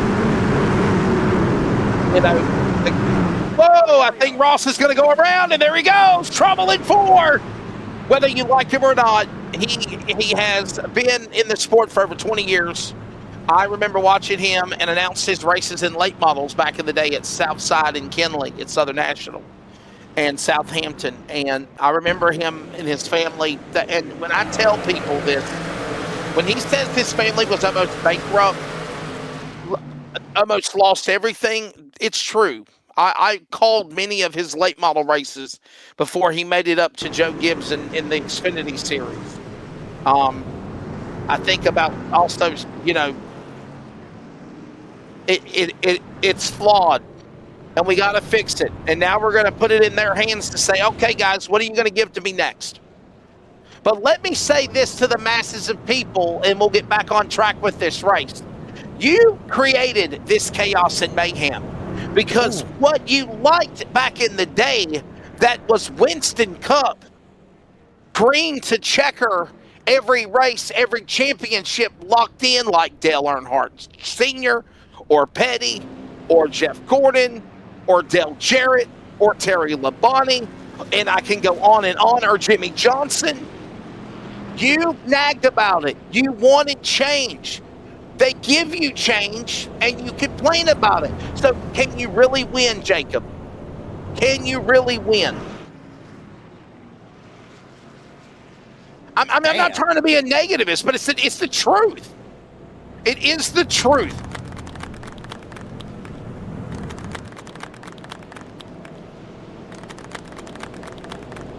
Tell like it is, baby. I agree with you 100%.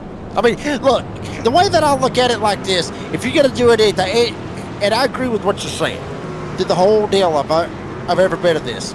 If it is, if you're going to have some kind of playoff format, do the 10-race chase, leave it alone. And I've said this before, and I'll speak my piece on it. Like I said, I'll go into more detail with it on the podcast, later this week. But yeah. If you're going to do this, if you're going to do these stages, if you're going to do all this other crap that they got going on and everything else, run the race, do your stages. I don't think they should throw cautions in it. Now, granted, we're broadcasters. I'm all for having stage breaks and having cautions and everything because it gives us a minute to pay the bills and pay some sponsors and all that good stuff. Get run to the sponsors out there. I get that. Yeah. Run to the potty, get a beer, whatever you got to do. I get that. But at the same time, wins, that's all fantastic.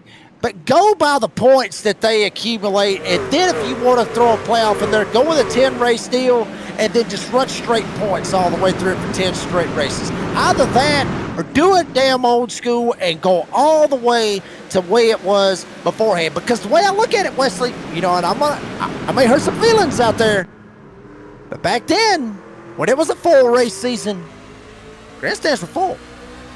They ain't like that no more. Very true. Yellow flag is out. And we're back under caution again. Yellow flag out. Trouble. Greg Schroeder up against the fence. Roger Diebold in the wrong direction. Shane Trotter trying to get back righted from the apron. Oh, boy. Thank you, Stephen Thomas. Yeah, he says yes. Denny deserved to win that. Mark Cofield, Wesley, only people bitching is the ones their driver did win it. Yeah, you're right.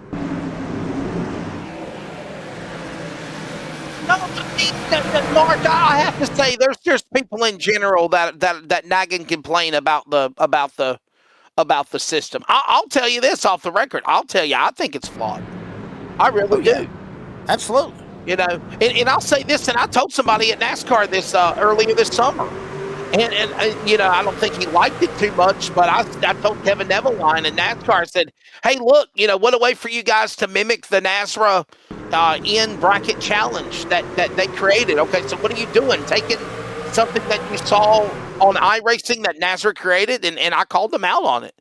Where did this come from? Because what did we do? We did something that I don't think nobody ever thought of doing, and then they turn around and they make a middle race season bracket challenge, and I'm like, well, damn, Jacob, that's what NASRA did last summer. Yeah, I mean, you're absolutely right. I mean, that's exactly what it is. But I mean, they got more people that follow them. Blanchard again, and them. So I mean, it is what it is. But I mean, but hell, what can you do? What can you do, Wes? I'm just trying to say that that was what we did. And it's like, okay, where did this come about? Like, where did y'all come up with this? Like, what do you... Yeah. Teammate taking the teammate out. Thank you, Brandon Broadfoot. And yeah, we're under the 19th caution of this race, and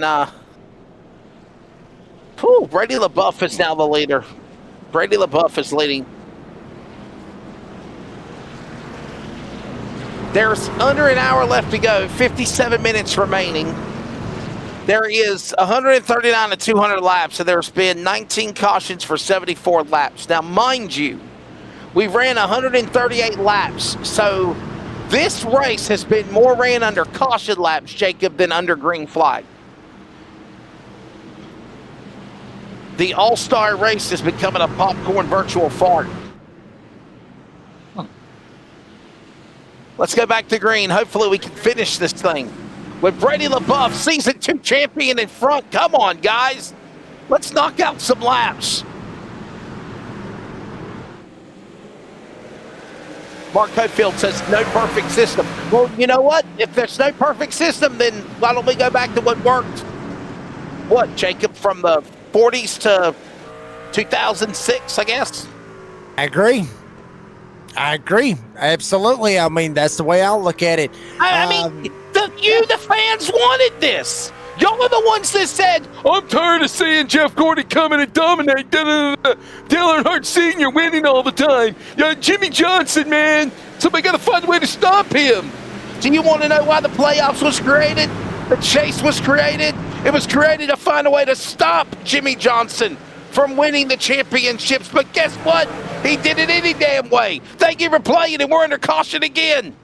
Chad Ross in the fence. Oh, boy. Oh, man, I hate to see that right there for Chad Ross. 20 cautions here on the evening here at Martinsville. Trying to get it straightened out. Brady LaBeouf up here as well. And, you know, Adam Newton, who led for the majority of this race, the only reason he's not leading this thing is because he had to pit. He didn't have a choice. He had to make a pit stop to make sure that he had enough gas to make it all the way to the end. And now, sadly, he's in the damn snakes patch, man. He's in the wild stuff in the middle of the pack of the top 12. Look at this, Ross. Oh boy, Jacob, I don't know what we can do. Like even on the iRacing side of things, you know what? Look, if you crash 3 times, Lyons, Ross, Trotter, Morales, you're out of here. Like, I mean, we've got to find a way to make it where we can make this race exciting. Where we got to trim the fat, if you will. If you bring out multiple cautions constantly, you got to get off the racetrack because it's not your night. Well, what are you going to gain from it, right? Your truck's already badly damaged. You're in the back of the pack. You're only being a hindrance to everybody else that's trying to race and be competitive. You know, I mean, I don't know. I mean, TJ Moore, tell him you got 3 times. 3rd time you spin, get out of my server. And if not, I'm going to boot you out. And if you don't leave manually, like do the right thing, then I suspend you for a week. You've got to find a way to make these short track races not look like a joke for NASRA. And I don't want to make anybody mad out there, okay? Brady, Cody, please don't jump on me. I'm just saying I see what I see. And this is not becoming. This is a wreck fest, Jacob, and it's not fun.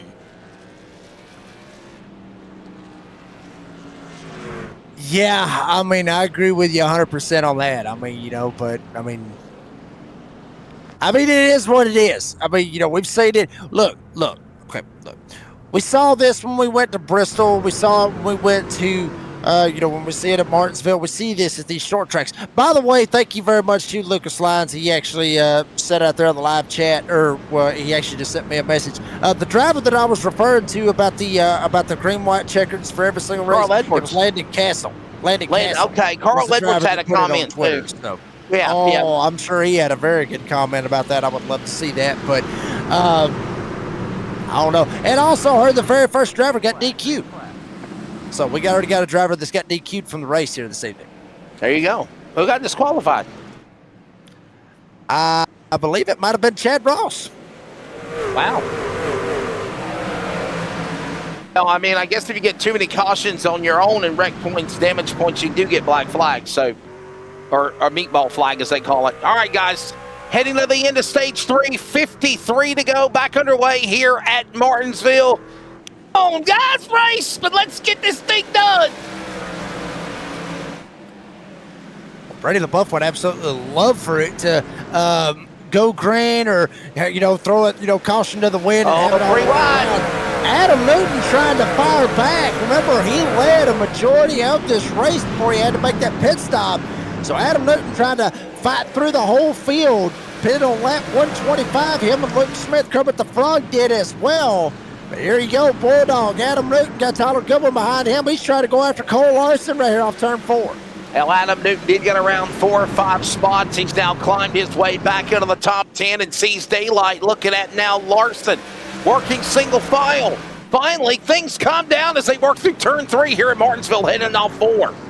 Yeah, and thankfully everything has calmed down a little bit. But now Taylor Peacock tried to maybe take a nose, take a shot, dive in there, thinks different. He'll drop back in line. Cofield following him with Lucas Lyons in the 41, with Robbie Richards in the 48. Peacock finds a hole, got a run, dives it in, almost makes contact. Cofield gets into the back of him. Peacock had to get out of the gas, didn't want to run LaBeouf over, stacked them all up. Here comes Lyons to the outside of Jonathan Cofield. Caution out over the racetrack. By the way, Taylor Peacock, the year that he won the regular season championship, was also the year that he won the All-Star race. Now, remember, at that time, points didn't count for the All-Star race. It was a non-points race. He won it at Texas. We look at a replay of what happened. Harris, Diebold, all these guys. Watch it one more time here. Oh, wow. Harris in the 25 of Kaufman. Yeah, I'm not 100% right there. Maybe that might have been on Harris right there. Not sure if contact there. Diebold and Scott made contact on the bottom there. Yeah, the 21 and the 14. That was a secondary yellow, if you will. This is what happened between the 25 of James Kaufman, the yellow truck, the U.S. Army truck, and the Harris 87. One more time. Watch this. Oh, wow. I think they both met in the middle, to be honest with you. Harris was coming up, Kaufman was coming down, trying not to get up into the fence. It kind of met in the middle, sends Harris around. Then you had Diebold back there getting spun around as well. Oh, baby. Shane Scott getting involved right there in the 21 as well. But everybody in the field has had their share of lumps here this evening. By the way, we have completed stage number 3. We are in stage 4. Under 50 to go. 46 remaining, by the way. Look at this now. That's where Scott and Diebold got into one another. There it is. Secondary caution, a lot of people would call it. I mean, if it was me, yes.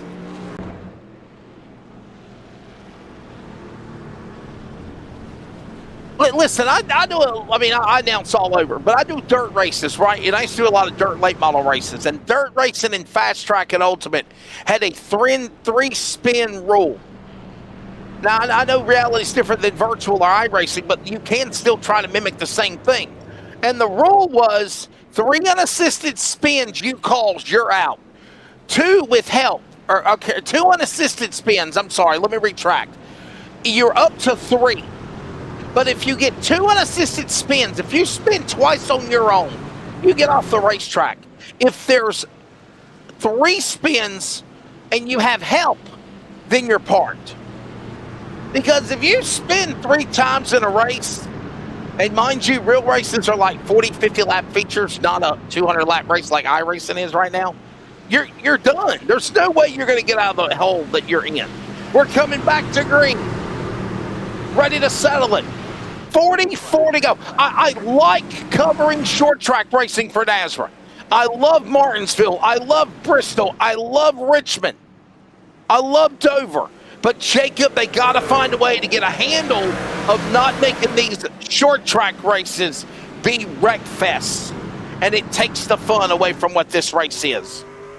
Yeah, I mean, I agree with you 100%, West Allen. I mean, that's exactly what it is. But you gotta get a little bit of clean racing, a little bit of this right here. There you go. A little door banging, a little clean door banging, if you will. Sure. That right there is short track racing at its finest. Cofield tried to take it around the outside. Lyons thinks different. He'll dive it down the inside of his Bandits Racing teammate right here, or Bandits Motorsports teammate of Cofield. Cofield thinks different. He gets into the back. Going to go around. Oh my goodness, and they're still not done crashing.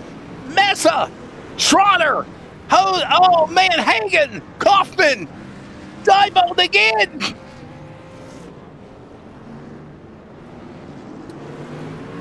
The big one just happened off turn 2. I mean, it just looked like they were playing virtual pinball right there, trying to avoid tilt. They were just going bing, bing, bing, bing, bing, bing, bing, bing, bing, bing. Well, Watch the replay. Well, Wesley, I mean, I agree. Obviously, I mean, Dean right here in the background, I mean, he says, really, I mean, nobody really could do anything. I mean, hell, when the leaders wreck, I mean, Lyons gets by, Hammond gets by, Newton gets by, but then after that, it's just a straight up parking lot. Everybody's just trying to get by. Leaders stack up and they wreck. Everybody's got to find a way to get around them, one way or another. They've got to figure out a way to get around them. And like I said earlier, this track is not as wide as a Daytona or Talladega or hell, even, I mean, honestly, even Rockingham, which is where we was at last week. So it's not that wide here at Martinsville. Right, if there's a wreck, you don't have a whole lot of room to try to get around them. And there you're riding on board with Adam Newton. You see the spin right here. They work their way to the outside, able to slide right by it, and then the chaos happens. But, I mean, when they wreck up front, it is what it is. I mean, you get two guys wrecking up front, sooner or later, everybody else is going to fall right in suit, and then everybody's going to get caught up in it.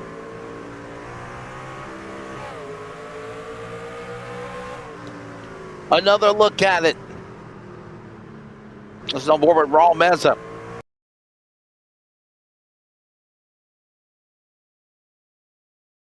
Oh boy, look at that. Wow. Oh boy. Parking lot. Just a parking lot.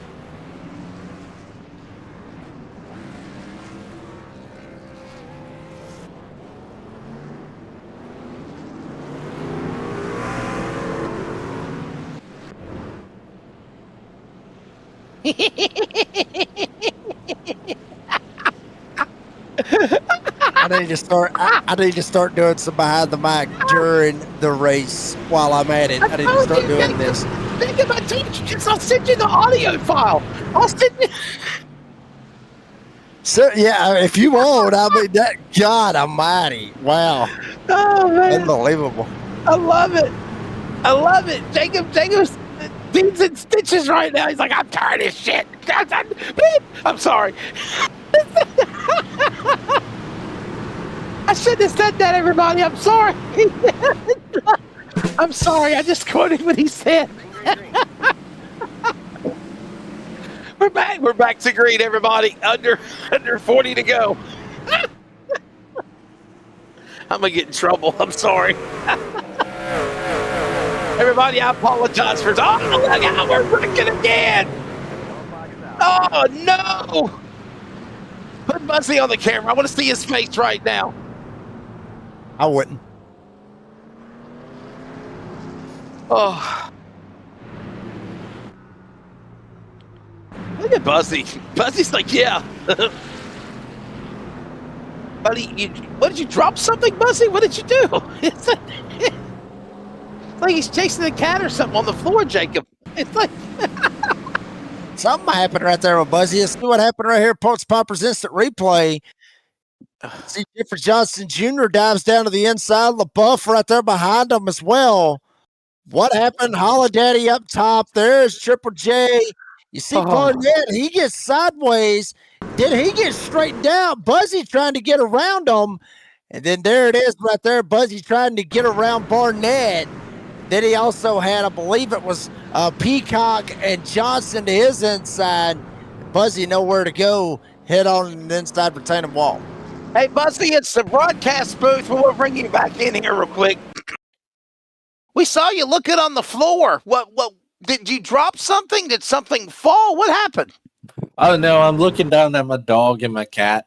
Oh, see, okay. I thought it was the animal. Okay, I thought maybe the cat attacked you or the dog attacked the steering wheel or something, Buzzy. Yep. Wow. We had almost got back up there. Had just gotten to the top 10 and Yeah. I don't know what happened. They wrecked and then they saved it, and then I think I got run over from behind. Buzzy, I gotta ask you, dude, what's your take of this race so far, man? About what I expected.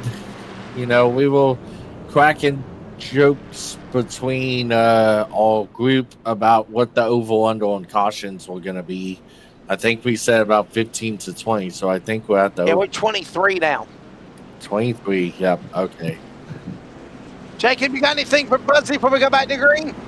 Yeah, real quick, Buzzy. I mean, what do you think is the cause of these cautions? You know, we were talking about maybe it's the trucks, or it's the impatience of drivers, or you know, maybe just the overbraking or whatever. What do you think is the cause of all the cautions that we're seeing here tonight?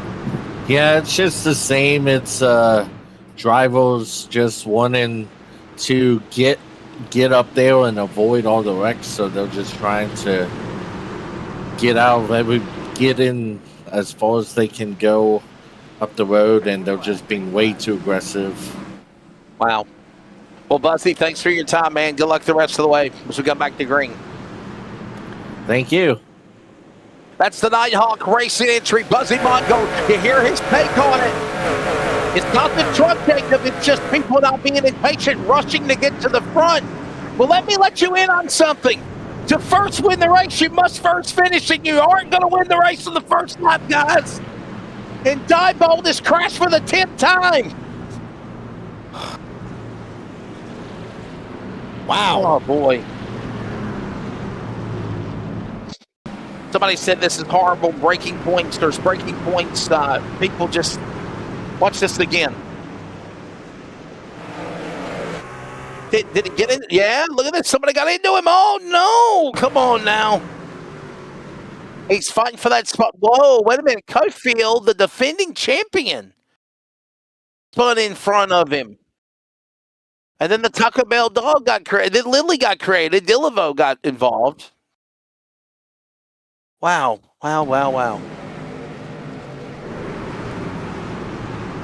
Jacob, they do realize there's a time limit, right? We got 40 minutes left with 30 laps to go. Well, I mean, you would think, you know, like you said right there, you know, 30 laps to go with the 40 minutes left on the clock. I mean, you would think we should be able to pop this in. You know, obviously, you know, the laps is ticking away under caution, so we should be able to make it. But at the same time, you're getting no green flag laps in. You're getting absolutely no racing in. And, you know, it's like I said a second ago, I mean, this is all going to be about track position and survival. So, you know, these drivers that's up here in the top 5, Wides, Newton, Larson, Hammond, and Hogan. Colton Hogan, mind you, was caught up in an earlier accident. He's up 24 spots before he started up there in the top 5. So, it's all been about survival and all been about track position, and that's what it takes here in this right here. Just be up at the front because the chaos is back there in the back. But Lions, not only that, Newton, yeah, go ahead. not only that, but I was just going to say, not only at the back, but there has been a couple instances where it has been up front. You think, obviously, you know, with Cofield and Peacock when they had their issue up there at the front as well. I got to ask you this question. Is Adam Newton the guy to win this race? Look at what he's done. He's climbed back through the field. He's back up to the front row alongside Kentucky's Lucas Lyons. We're ready to see a shootout here with under 25, closing in on 25 to go. Yeah, I mean, I think Adam Newton's really got a shot to try to win this race right here, but he's got to get some green flag laps. They've got to quit wrecking. He's got to pray that they straighten it out, get some green flag laps in, because he is on fresher tires than Double L Lucas Lyons is right here. Back underway, ladies and gentlemen. 27 to go here at Martinsville. Hopefully we can finish it. You are in the final stage, 4 stages, 50 laps each. Let's see what happens. A couple of them smacked the wall back there just a second ago. There you see Cole Larson, and we got another caution on the Speedway. Jeez.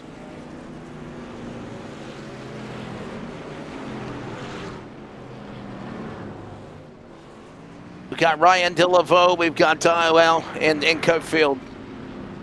I'm going to bring in the champion. The champ is here. Oh, the champ is here. Jonathan, first off, I got to ask you how you feel about Hugh Freeze finally getting fired from Alabama Auburn football. Secondly, what is your take of this race tonight at Martinsville and your synopsis of it being the champion and the most recent two-time winner? Probably the same take you got on it, to be honest with you. But yeah, good to do something different at Auburn. Hope DJ Durkin can do a little something. I'm not looking too forward to him making any drastic changes with 3 games left. But right, yeah. Right. How about this race, man? How about this race? Oh my gosh! Why do you feel it's being this way, Jonathan? Please enlighten us, champion. I don't know. Every league I've ever been in, if you put Martinsville on the schedule, it don't matter if it's NASRA or any other. It's usually this way. I'm not surprised. So. Well, I mean, Jonathan, I'll ask you this. We asked Buzzy Mongold the same question. I mean, it's not the trucks. We don't feel like it's the trucks. We think maybe it's just impatient drivers trying to, get that one spot. I talked about this a while ago with, it feeling like I-75 and 85 split, or just I-75 in general through Atlanta. But just got to pass that one more car. You got to pass that one more car to try to get up there and get yourself lined up for the exit or get yourself lined up for the next position. Do you feel like that's what it is, that it's just I-75 at 120 mile an hour on a half-mile short track? Yeah, pretty much. And you got some guys shifting, some guys not shifting. That single car spin was on me a while ago. They checked up and I got on the brakes too hard. I got a lot of rear brake bias in it, so it just come around. Couldn't do nothing about it. So apologize for that, but yeah, it's just bumper to bumper. Can't go nowhere. So it's Martinsville, baby. I guess it makes you feel good, right, knowing that you got 2 back-to-back wins this year, right? You're going to the playoffs no matter what happens with the rest of this race, right? Yeah. I'm just wasting time. I didn't have nothing better to do tonight. Thank you, Jonathan. More Eagle, buddy. More Eagle, baby. We'll see what that new defensive coordinator will do as coach. Big fence will be good. That's right. It should be. Back on our way. There's your thoughts of NASRA's Jonathan Cofield and what he thinks of Auburn. Jacob, I'm sorry, I had to. I had to, Jacob. It's the month of the Iron Bowl, brother. Well, you double whammied him with 2 questions on how the race is going and then firing their damn head coach. I mean, what do you expect he was going to say? I mean, you double whammied him there. I mean, I've been watching too much Falling Down. What can I say? Timmy Hammond goes around another caution. And guess who gets collected again? I'm bold.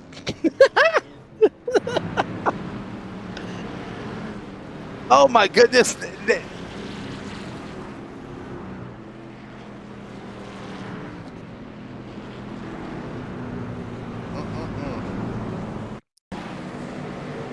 Is there a possibility that we could break the number 30? Wesley, I don't know. Wesley, you've been doing broadcasting with NASRA way longer than I have. I don't even know what the record is for most cautions in a race. Man, I want to say the most records of a caution, I think, is 28 or 29. I believe it is 28 or 29. We'll catch that. I'll just go ahead and call it like I see it. I mean, at this point, it's just cautions after caution after caution after caution. I got a feeling we'll probably end up catching it before the race is over with.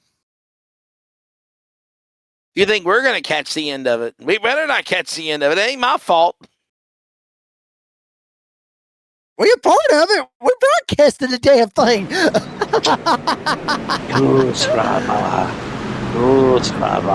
Yeah.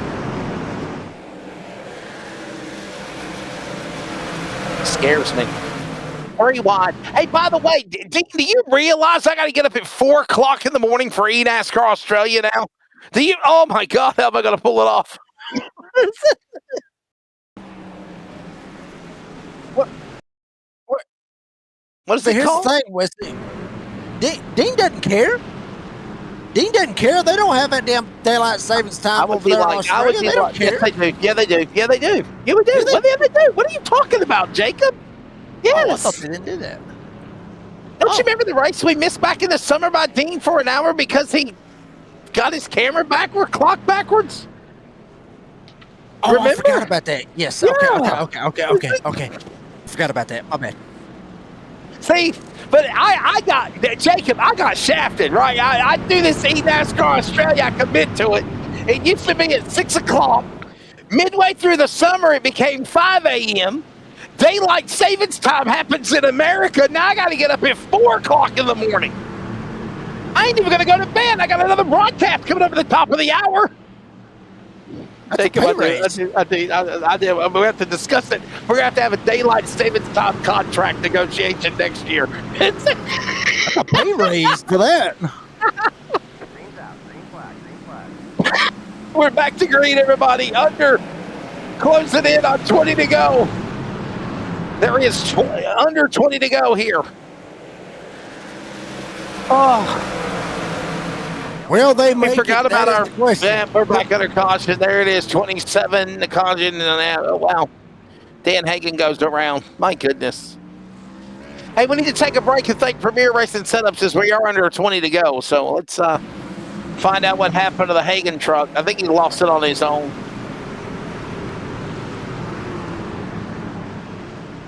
Da-da-da-da, da-da-da-da. Well, you know what?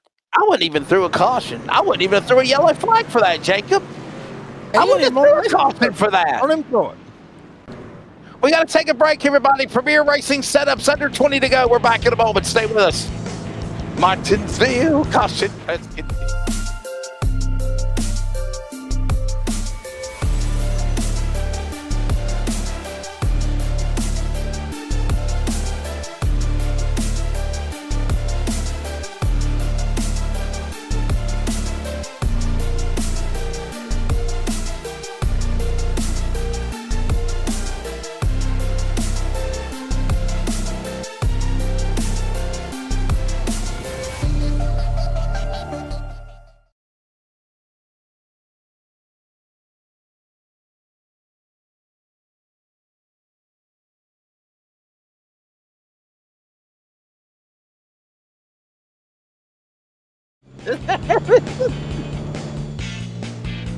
Instant replays of tonight's broadcast, as always, are presented by Pulse Poppers.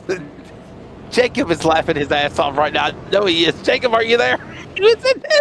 Yeah, I mean, I'm just saying, sir, Paul and Pulse Poppers, they got the money's worth so far this evening. And to be honest with you, the race ain't over yet. Look how many cautions we have. 27 cautions. You talked about it a second ago. 28, 29 is the record.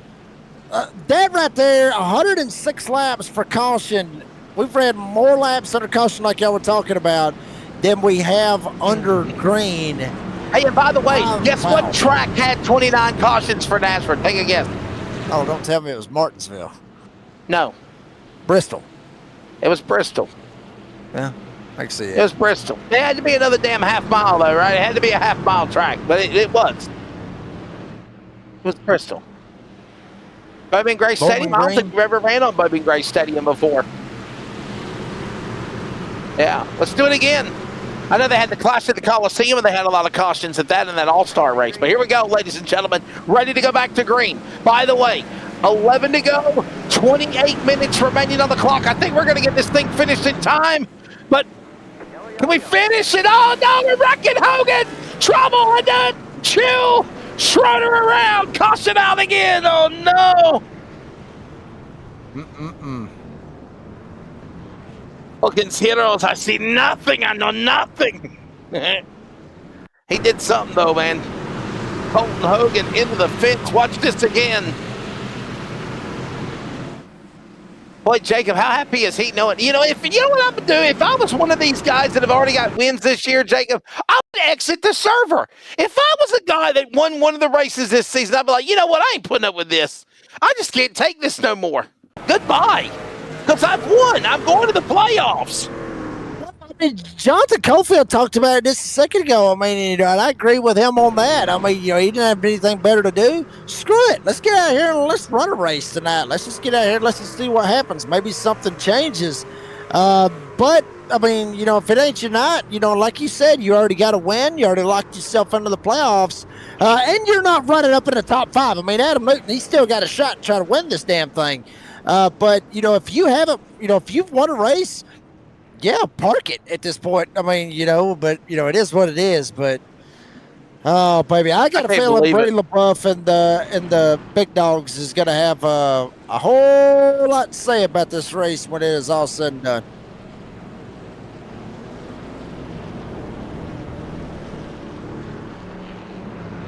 I don't think it should be anything like that, Jacob. I think it should.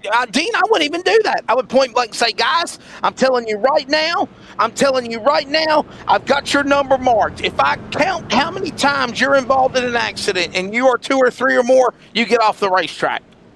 And if I have to manually remove you, then you're suspended a week. I mean, if I was the race director, that's what I would do. Brandon Broadfoot said there was 24 at Talladega. Yeah, there was 24 cautions at Talladega. But the record for NASRA was 29 yellow flags at Bristol. I want to say that happened in 2023. And I wouldn't screw with him on that. I mean, Weston knows his stats right here with NASRA. I wouldn't screw with him and say he's wrong. They're waving off the restart. They're waving off the restart. We're going back under yellow.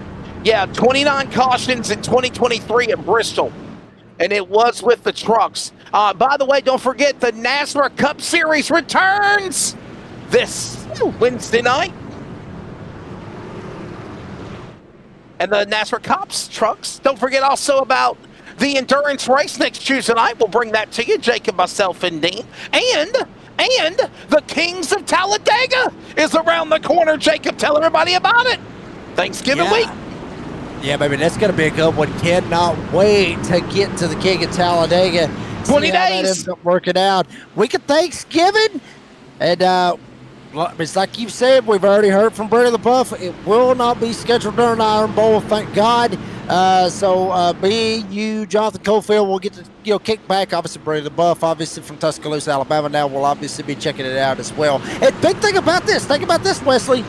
Brady LaBeouf was originally from Louisiana, loves the Tigers. Alabama's got LSU this weekend. Think about that. That's right. They're going to get the butt beat in Tiger Valley, too.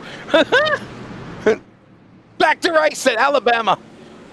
Doing good on the road to the Iron Bowl. Back to green. 5 laps to go, by the way, this race. Hey, but don't forget, Jacob and Dean are going to carry you guys the rest of the way because we got another caution, and we just tied the record. We just tied the record at 29.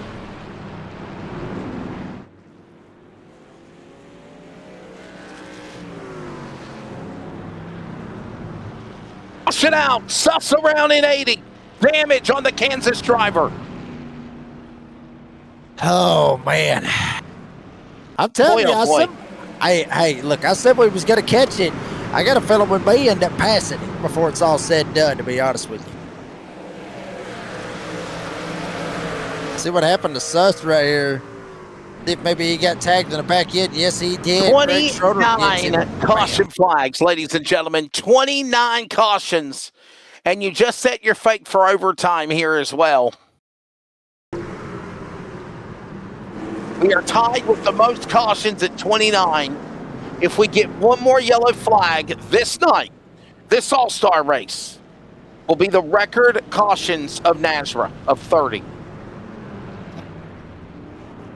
He's like, yeah, you gotta go. We're gonna go. We're going out like mid. We're going out like mid. We're going out like mid. Oh, man, go for it. The record. I mean, do it.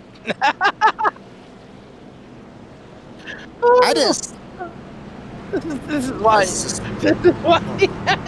I ain't got nothing for it, honestly, Wesley. I mean, I don't know what else to say. I mean, even if they don't have another caution, you're still looking at 29 cautions, and all of it is by over-aggressive driving. Some of it, yeah, sure. I mean, you're going to have not impressed caution with this race track. tonight. It's going to happen, but yeah, no. I'm not impressed with this race tonight. I really am not. I just am not. I was optimistic. I was excited. I was so looking forward to tonight here for the All-Star race at Martinsville. But, I mean, when you got 30 caution flags, we're one away from 30, and that'll be the record, by the way. We're not done yet, by the way. Don't forget there's unlimited attempts at overtime, and you're... Jacob, over, under. New record, yes or no? Give me the over. I think they'll wreck before they get back to the line. I mean, I'm just being honest with you. I think they will. I do too. I think we're going to see history. Craig Schroeder's going behind the wall. He's had enough of this chaos and mayhem. Will we see the 30th record caution? 30th Serpro caution, a new record of NASRA, or will we finish it? Green flag back out, 2 to go, overtime here at Martinsville. Lions in the lead. Will he get there? Will we get there? Will it happen? Off of 4, Jacob, here they come. White flag. Dean, Darren, Speed, Talent, Shine. Final lap. And moving him out of the way. Bump and run. Lions up high. Here comes Newton. Adam Newton gone to the inside. Looking for his 3rd win. Looking for the favor as Lions. He can't get there. Adam Newton wins the All-Star race at Martinsville. Wow. And, you know, think about it like this, Wes Allen. The dominant car, or the dominant truck, won the race here tonight. Adam Newton able to get it here tonight. And there Adam Newton was the William Byron. Adam Newton was the William Byron of Martinsville 2 weeks ago. Bottom line here tonight.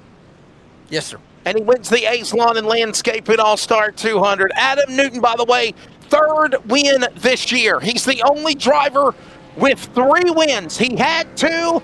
Cofield had 2 back-to-back until tonight's All-Star race. And how about it? The Florida Cabinet Distributors number 19 is heading to Florida Cabinet Distributors Victory Lane Winner's Circle. Wow. I got to get out of here because I got another broadcast obligation, but my goodness, I cannot wait, Jacob, to hear his thoughts of the race. By the way, 2 races now in NASRA history have the most cautions. 1 at Bristol, 1 at Martinsville, tied at 29. Wow, that is crazy to see right there. But you know, you got to give the Bulldog credit. Not sure if he actually got in the lines and knocked him up the hill, or if lines just absolutely just screwed the pooch and slid up the hill or not. It was close, but I mean, I don't think Adam actually touched him. I think Lines just screwed it up, slid up the hill, and screwed himself, and you know, it was game over after that. By the way, don't forget, we go short track racing next week again. We're going to Iowa Speedway. Well, it's a short track that races like a super speedway. 7/8 of a mile next week in the cornfields of Iowa. Next week for Monday night. Also, don't forget, on the way will be Iowa, the Chicago Street Race. And before Thanksgiving, we are going to Michigan. And that will also be the in-season bracket challenge. Remember what I was telling you about earlier, Jacob? We're bringing it back because it was successful. It's 4 rounds. Michigan, Bristol, Darlington, Talladega. Oh, and by the way, those races will determine also the rundown to the playoffs. I can't believe I'm talking about playoffs, but I am. Playoffs, I am. Well, I mean, playoffs work out good for NASRA. You know, I'll say that. They just don't work out good for NASCAR, but they work out good for the North American Sim Racing Association. Well, let's take a look at the results here tonight, ladies and gentlemen, at the Wreck Fest. That was the A's Lawn and Landscaping All-Star 200 is finally over. Adam Newton picks up the win, his 3rd win this year. Lucas Lyons will finish 2nd. Cole Larson 3rd. Brady LaBeouf 4th. Chris Blanchard, your top 5. James Kaufman, Steve Barnett, Raul Meza, Robert Richards, Taylor Peacock round out the top 10 there, Jacob. Absolutely. Finishing P11 here tonight is the Holiday Pride Shoe with Jeffrey Johnson Jr. still coming home with a 12th place finish. Buzzy Mongo able to slide up here and get him a P13 here tonight. With Timmy Hammond finishing P14. Then you got Tyler Goodwin in 15th, Shane Trotter 16th. Last season's champ Jonathan Cofield will finish in 17th. with Matt Cherry finishing in the 18th spot, with Kermit the Frog here. Luke Smith will finish 19th, and Cody Knott rounds out the top 20.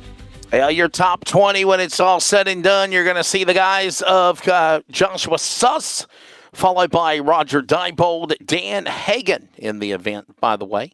When it's all said and done, the rest of the finishing order, of course, we'll find Craig Schroeder and Shane Scott, your top 25. Colton Hogan, Andrew Harris, Ryan Delaveau, Chad Ross, and Jason Morales. The 30 trucks that raced tonight here when it was all said and done. Time of race just about about 9 minutes shy of finishing an hour and 51 minutes. Checker flag with about 18 minutes left in time. But it took one overtime to finish. And again, as I said, there is now a tie for the most cautions in the NASRA Truck Series, or NASRA in general. It is 29 at Bristol in 2023, and now 29 here at Martinsville in 2025 for the DSR trucks. Jacob, your final take of tonight, brother. I'll see you Wednesday for the Cup, for the NASRA Cup if you pop in.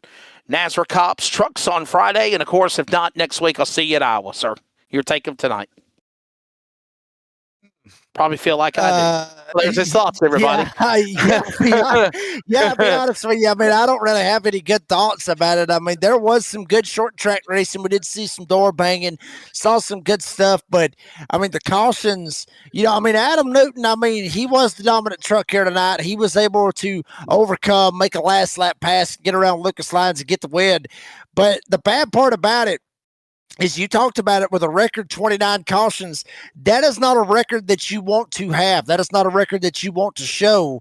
And certainly that is going to overshadow this win for the Bulldog, Adam Newton, here tonight at Martinsville. It's like I said, Brady LaBeouf and Cody Knott, I think they've had enough. And there's going to be a whole list of, there's going to be a laundry list of stuff that they're going to be getting through. They may be some guys not be at Iowa next week. I want to say this, and here's my only plea to everybody out there, to the fans of NASRA, our iRacing audience, fans of the 360 Racing Network of NASRA, and to the board. I'll just say this. Do we not need to run at Bristol or Martinsville or Richmond? No, we need to. We don't need to take it away. We just need to have a more stern race director and a more stern protocol of officiating this event. And there needs to be things in place. I think if we had a stern, strict 2-3 spins, you're out, I think this would have made the race be a lot more better. I'm just being honest. I think we don't need to get rid of Martinsville or the Bristols or the short tracks, because I love them, but I just think we've got to find a way to fix the format. We've got to find a way to take care of the flaw. By the way, tonight they tried it. I just want to say that. Tonight we ran 4 50-lap stages. We went caution-free at the end of all of the stage, or we went state to green at the end of the stages instead of throwing our own cautions, and we still ended up with what we had. So we're going to get the thoughts of the drivers. Jacob and Dean are coming up on the other side. I'll see you, God willing, on Wednesday with the NASRA Cup Series. And we hope you enjoy the rest of your Monday night. Dean, I'll see you at 4 a.m. for eNASCAR Australia. For Jacob Reeves and Dean, I'm Wesley Outland. They're coming up after the break, and we grab Adam Newton and the winners here tonight on the podium at Martinsville. Take care. Good night. Thanks for watching. Craftsmanship that lasts a lifetime is Florida Cabinet Distributors. With over 20 years in business and 39 years of woodmaking experience, they proudly serve Northeast Florida to Southeast Georgia, delivering custom woodwork that combines precision, beauty, and durability. Whether you're dreaming of a custom kitchen, bathroom vanity, fireplace and mantel, entertainment center, outdoor kitchen, or even a full library, we can build it at Florida Cabinet Distributors, exactly the way that you envision. Hey, no project is too big or too small. If it's made of wood, Florida Cabinet Distributors can make it. Call or text Steve today. Yes, they gave us his personal cell number. 904-874-3442. That's 904-874-3442 to book today. Florida Cabinet Distributors. Craftsmanship that lasts a lifetime.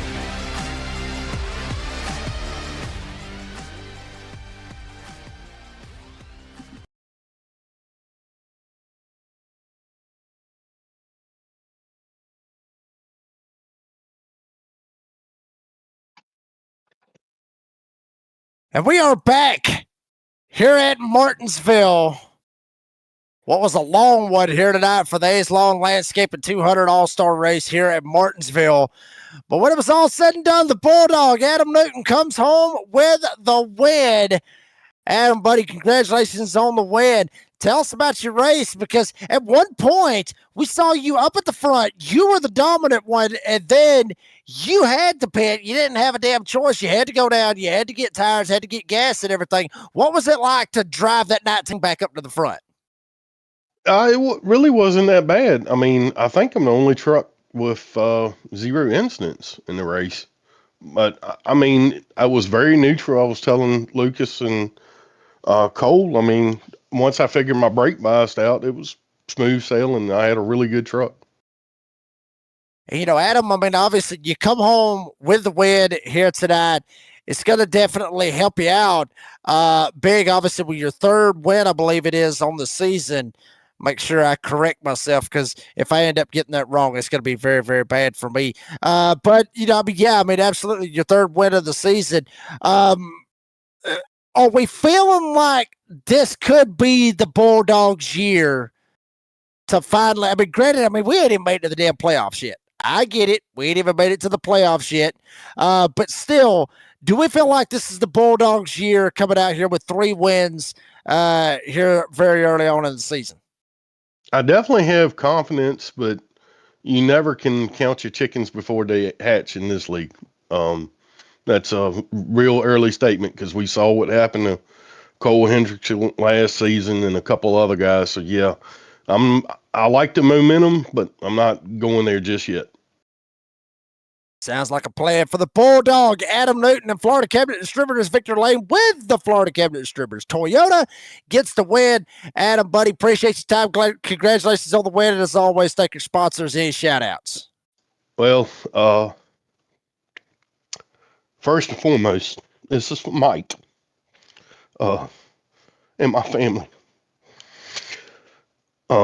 Give me a second. Take your time. This is my home track, and I want to thank my teammates from Swim, and thank guys at Blue Lights, DSR, Dan, Florida Cabinet Distributors, Josh's dad, Josh, Millie's A's, Family Handyman, Justin Lumpkin, Jax, Morning Moore, Darren's Nail Gun, Brady, everybody, LPP Race Cars,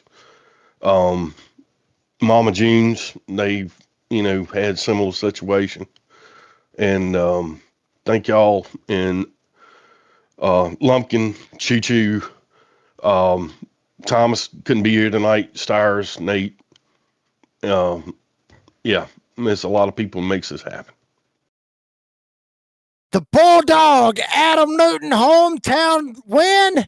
And an emotional win for the Bulldog. He gets it done here tonight at Martinsville. Adam, buddy, congratulations on the win. Appreciate your time. Hey, I want to thank Luke for driving me good, and Cole. Absolutely, buddy. It was an emotional win. Savor it. Soak it in. Adam, we'll see you in Iowa next week, buddy. Denver. That was Adam Newton gets the win here tonight. We'll go to second place finisher, which is Double L, Lucas Lyons. Lucas. Okay, look. I'm going to go ahead and do this. Yeah. You know where I'm going to go with this. So I got to have a little bit of fun with you, because obviously you do some producing and we call races on Wednesday nights. But dude, you were, as Wesley Outland would say, southbound in a northbound lane. I think that's how he says it. Numerous times here tonight. How the hell did you get back to second?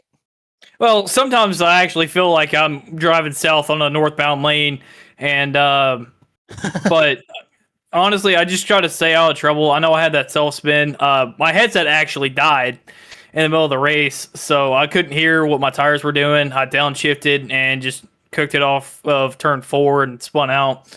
But mainly it was me and Cofield working together, and then he had that checkup, and I got into him a little bit, and I just didn't have time to react. But yeah, just pitted as soon as I knew I could make it, and stayed out as long as I could. Took right side tires because I wanted that extra rotation in the center, and it paid out until that white flag lap and started to get loose and race Adam as cleanly as I could. But there was definitely a heavenly figure with Adam there, shoved me out of the way and raced him clean, coming back to the checkered finish. And if I'm definitely going to lose to anybody, I'm damn sure glad it's Adam, because he's definitely been through a lot here recently. Absolutely. And Lucas, I mean, you come home with second here tonight, man. I mean, still, I mean, a good run for you. I mean, are we expecting to see this more out of you in the coming weeks? Obviously, with the in-season challenge thing that we're going to have, and then obviously trying to get ready for the playoffs coming up here very soon.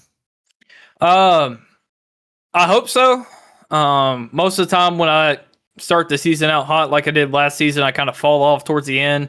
But normally when I start out pretty slow like I had been, the momentum starts to build up about halfway, and that's where we're at now. So definitely going to have to see what happens here, but I'm kind of looking forward to see how the rest of the season plays out.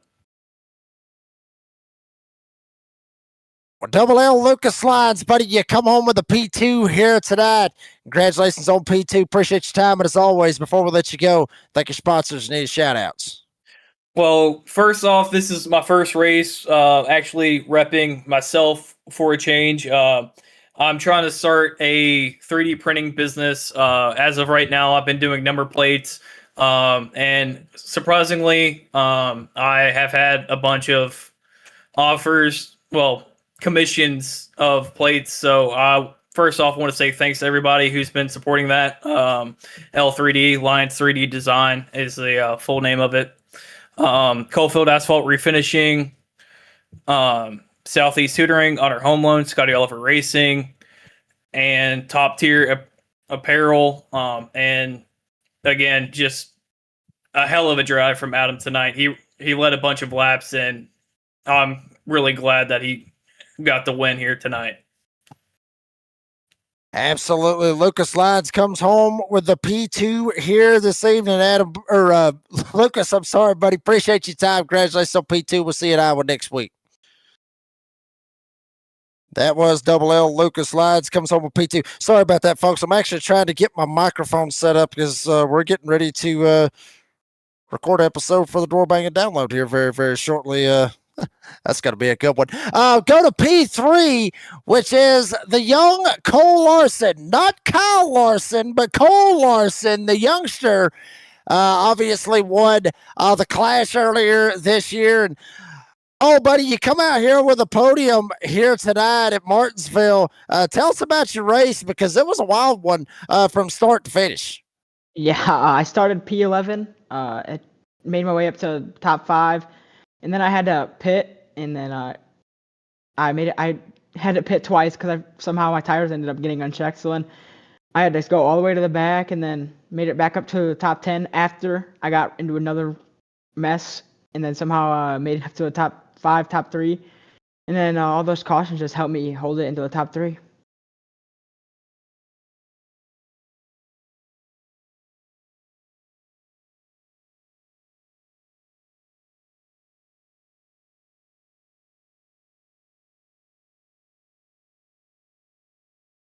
Sorry about that. And I'm here. Don't worry about it. Everybody don't freak out and everything. But Cole, you come out of this right here. You come out. You get you a P3 here tonight. We saw a lot of chaos out here. And I'm sure you was a part of it just a little bit as well. I asked a couple of drivers. We asked Coalfield. We asked Buzzy Mongo. We asked a couple of them. What would you say is the reason why we saw some of the chaotic racing that we saw here tonight? It's just people don't give each other enough room, or they just drive it in way too hard. It's just yeah, people just drive it in too hard and don't really give people room. Short and sweet, baby. That's how we love it. Cole Larson comes home with a P3 here tonight. Cole, buddy, appreciate your time. Congratulations on the podium finish. And as always, before we let you go, thank your sponsors and shout outs. Yeah, thanks to my mom and dad for letting me do this. Wouldn't be here without them. And thanks to Shirt and Logos, Fanatech, Extreme Sim Racing, and just you guys for doing this, and Brady and Cody for putting this league on. It's a lot of fun when we can get good racing. But just thank you to you guys. And Cole Larson, buddy, comes home with a P3. Buddy, appreciate your time. Congratulations on the P3. We'll see you next week in Iowa. Thank you. That was Cole Larson. Comes home with a P3 here tonight. Well, Dean, yes. I don't know if I really want to ask you, but I'm going to go ahead and ask you anyway. Look, I ask you every damn week, so just go with it. But final thoughts on, 29 cautions at Martinsville, but your take on it. Well, there's not much more to talk about that, is there? That's just it's a lot. It's over half of the race was in cautions. So, what can you say? I think the drivers have already reflected on that. You guys have already reflected on that. The audience has already reflected on that. So, a lot to study there for the future and see how it can be improved. We'd have to say too, Jacob, we haven't had a massive, let's say, caution fest in some time. We've had a lot of fantastic racing in the last so many months and so forth, actually. So, I mean, it was due. They say the big one's due. That was probably the big one. Let's hope it's done and dusted, and we can move on to more fantastic racing here on the NASRA 360 network. Yeah, hopefully we can. Hopefully everything will get straightened out one way or another, and we'll just see what happens. Pretty much it is what it is, but at the same time, in my opinion, the right man won the race. And I don't want to take nothing away from Lucas Lyons or Cole Larson or anybody else in the field, but the way I look at it, the right man won the race. He started on the pole, he led early on, and he was able to fight back, even with a little bit of help from above, and come home and get the win here tonight at his home track here at Martinsville. Adam Newton, the Bulldog, gets it done, gets the win, his third win on the season. He will be a force to be reckoned with the rest of the season, and not only with the rest of the season, but when we hit playoff time here very, very soon. But folks, that's going to do it for this broadcast here on the NASRA 360 Racing Network. Got to thank all the great sponsors. Obviously, Darren's Nail Gun Repair, Darren's Detail and Shine for the White Flag Lap, Blanchard's Towing and Recovery. Can't forget about the Concerns of Police Survivors for what they do. And obviously, with Glass Mechanics, Serve Pro, Pulse Poppers, Premier Racing Science, Merce Magical Creations. I mean, the list goes on and on and on. But we can't forget about A's Lawn and Landscaping for their title sponsorship of the race. And obviously, Dan Gobble with DSR Electric for their title sponsorship of one of the greatest racing leagues out there, greatest series, I should say, even though it was a wreck fest tonight, but the DSR Electric Truck Series. Shout out to the drivers for putting on a show, and the fans for always coming out in big old numbers. Bernie LaBeouf, Cody Knott for allowing us to be ourselves, entertain you, the fans, and call some of the best racing on iRacing. Also got to thank iRacing as well, because if it wasn't for iRacing, we'd be staring at a black screen. For the Australian Indeed, Hopton Bengals, and also for Smithfield, North Carolina's own Wesley Outlet. I'm the Redneck announcer, Jake Reeves. Said as I always say, be safe, be kind, be fast. The Bulldog, Adam Newton, wins it at Martinsville. We're going short track racing next week. Cornfields of Iowa. Gonna be interesting. Get away from all them damn scarecrows. They will jump up and bite ya. We're going to Iowa next week, 9 p.m. Eastern Time, live and only on the NASRA 360 Racing Network. If you haven't yet, make sure you like and subscribe and keep up with it. And we'll see you next week.